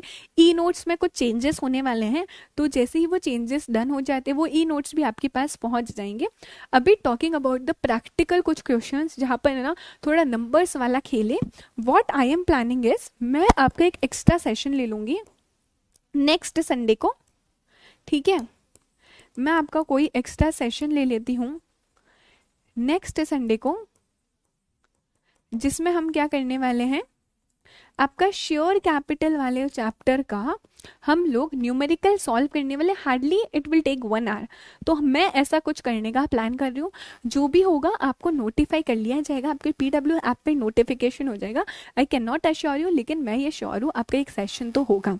हो सकता है वो नेक्स्ट क्लास में सेशन हो जाए, या फिर अगर नेक्स्ट क्लास पॉसिबल नहीं हो पाती है तो मैं आपका next Sunday, not this Sunday, ये वाला संडे नहीं, नेक्स्ट जो संडे है उस संडे को एक एक्स्ट्रा सेशन लेके आपके बायबैक के क्वेश्चंस, जो भी प्रैक्टिकल क्वेश्चन नंबर्स वाले क्वेश्चन है वो मैं सॉल्व करा दूंगी।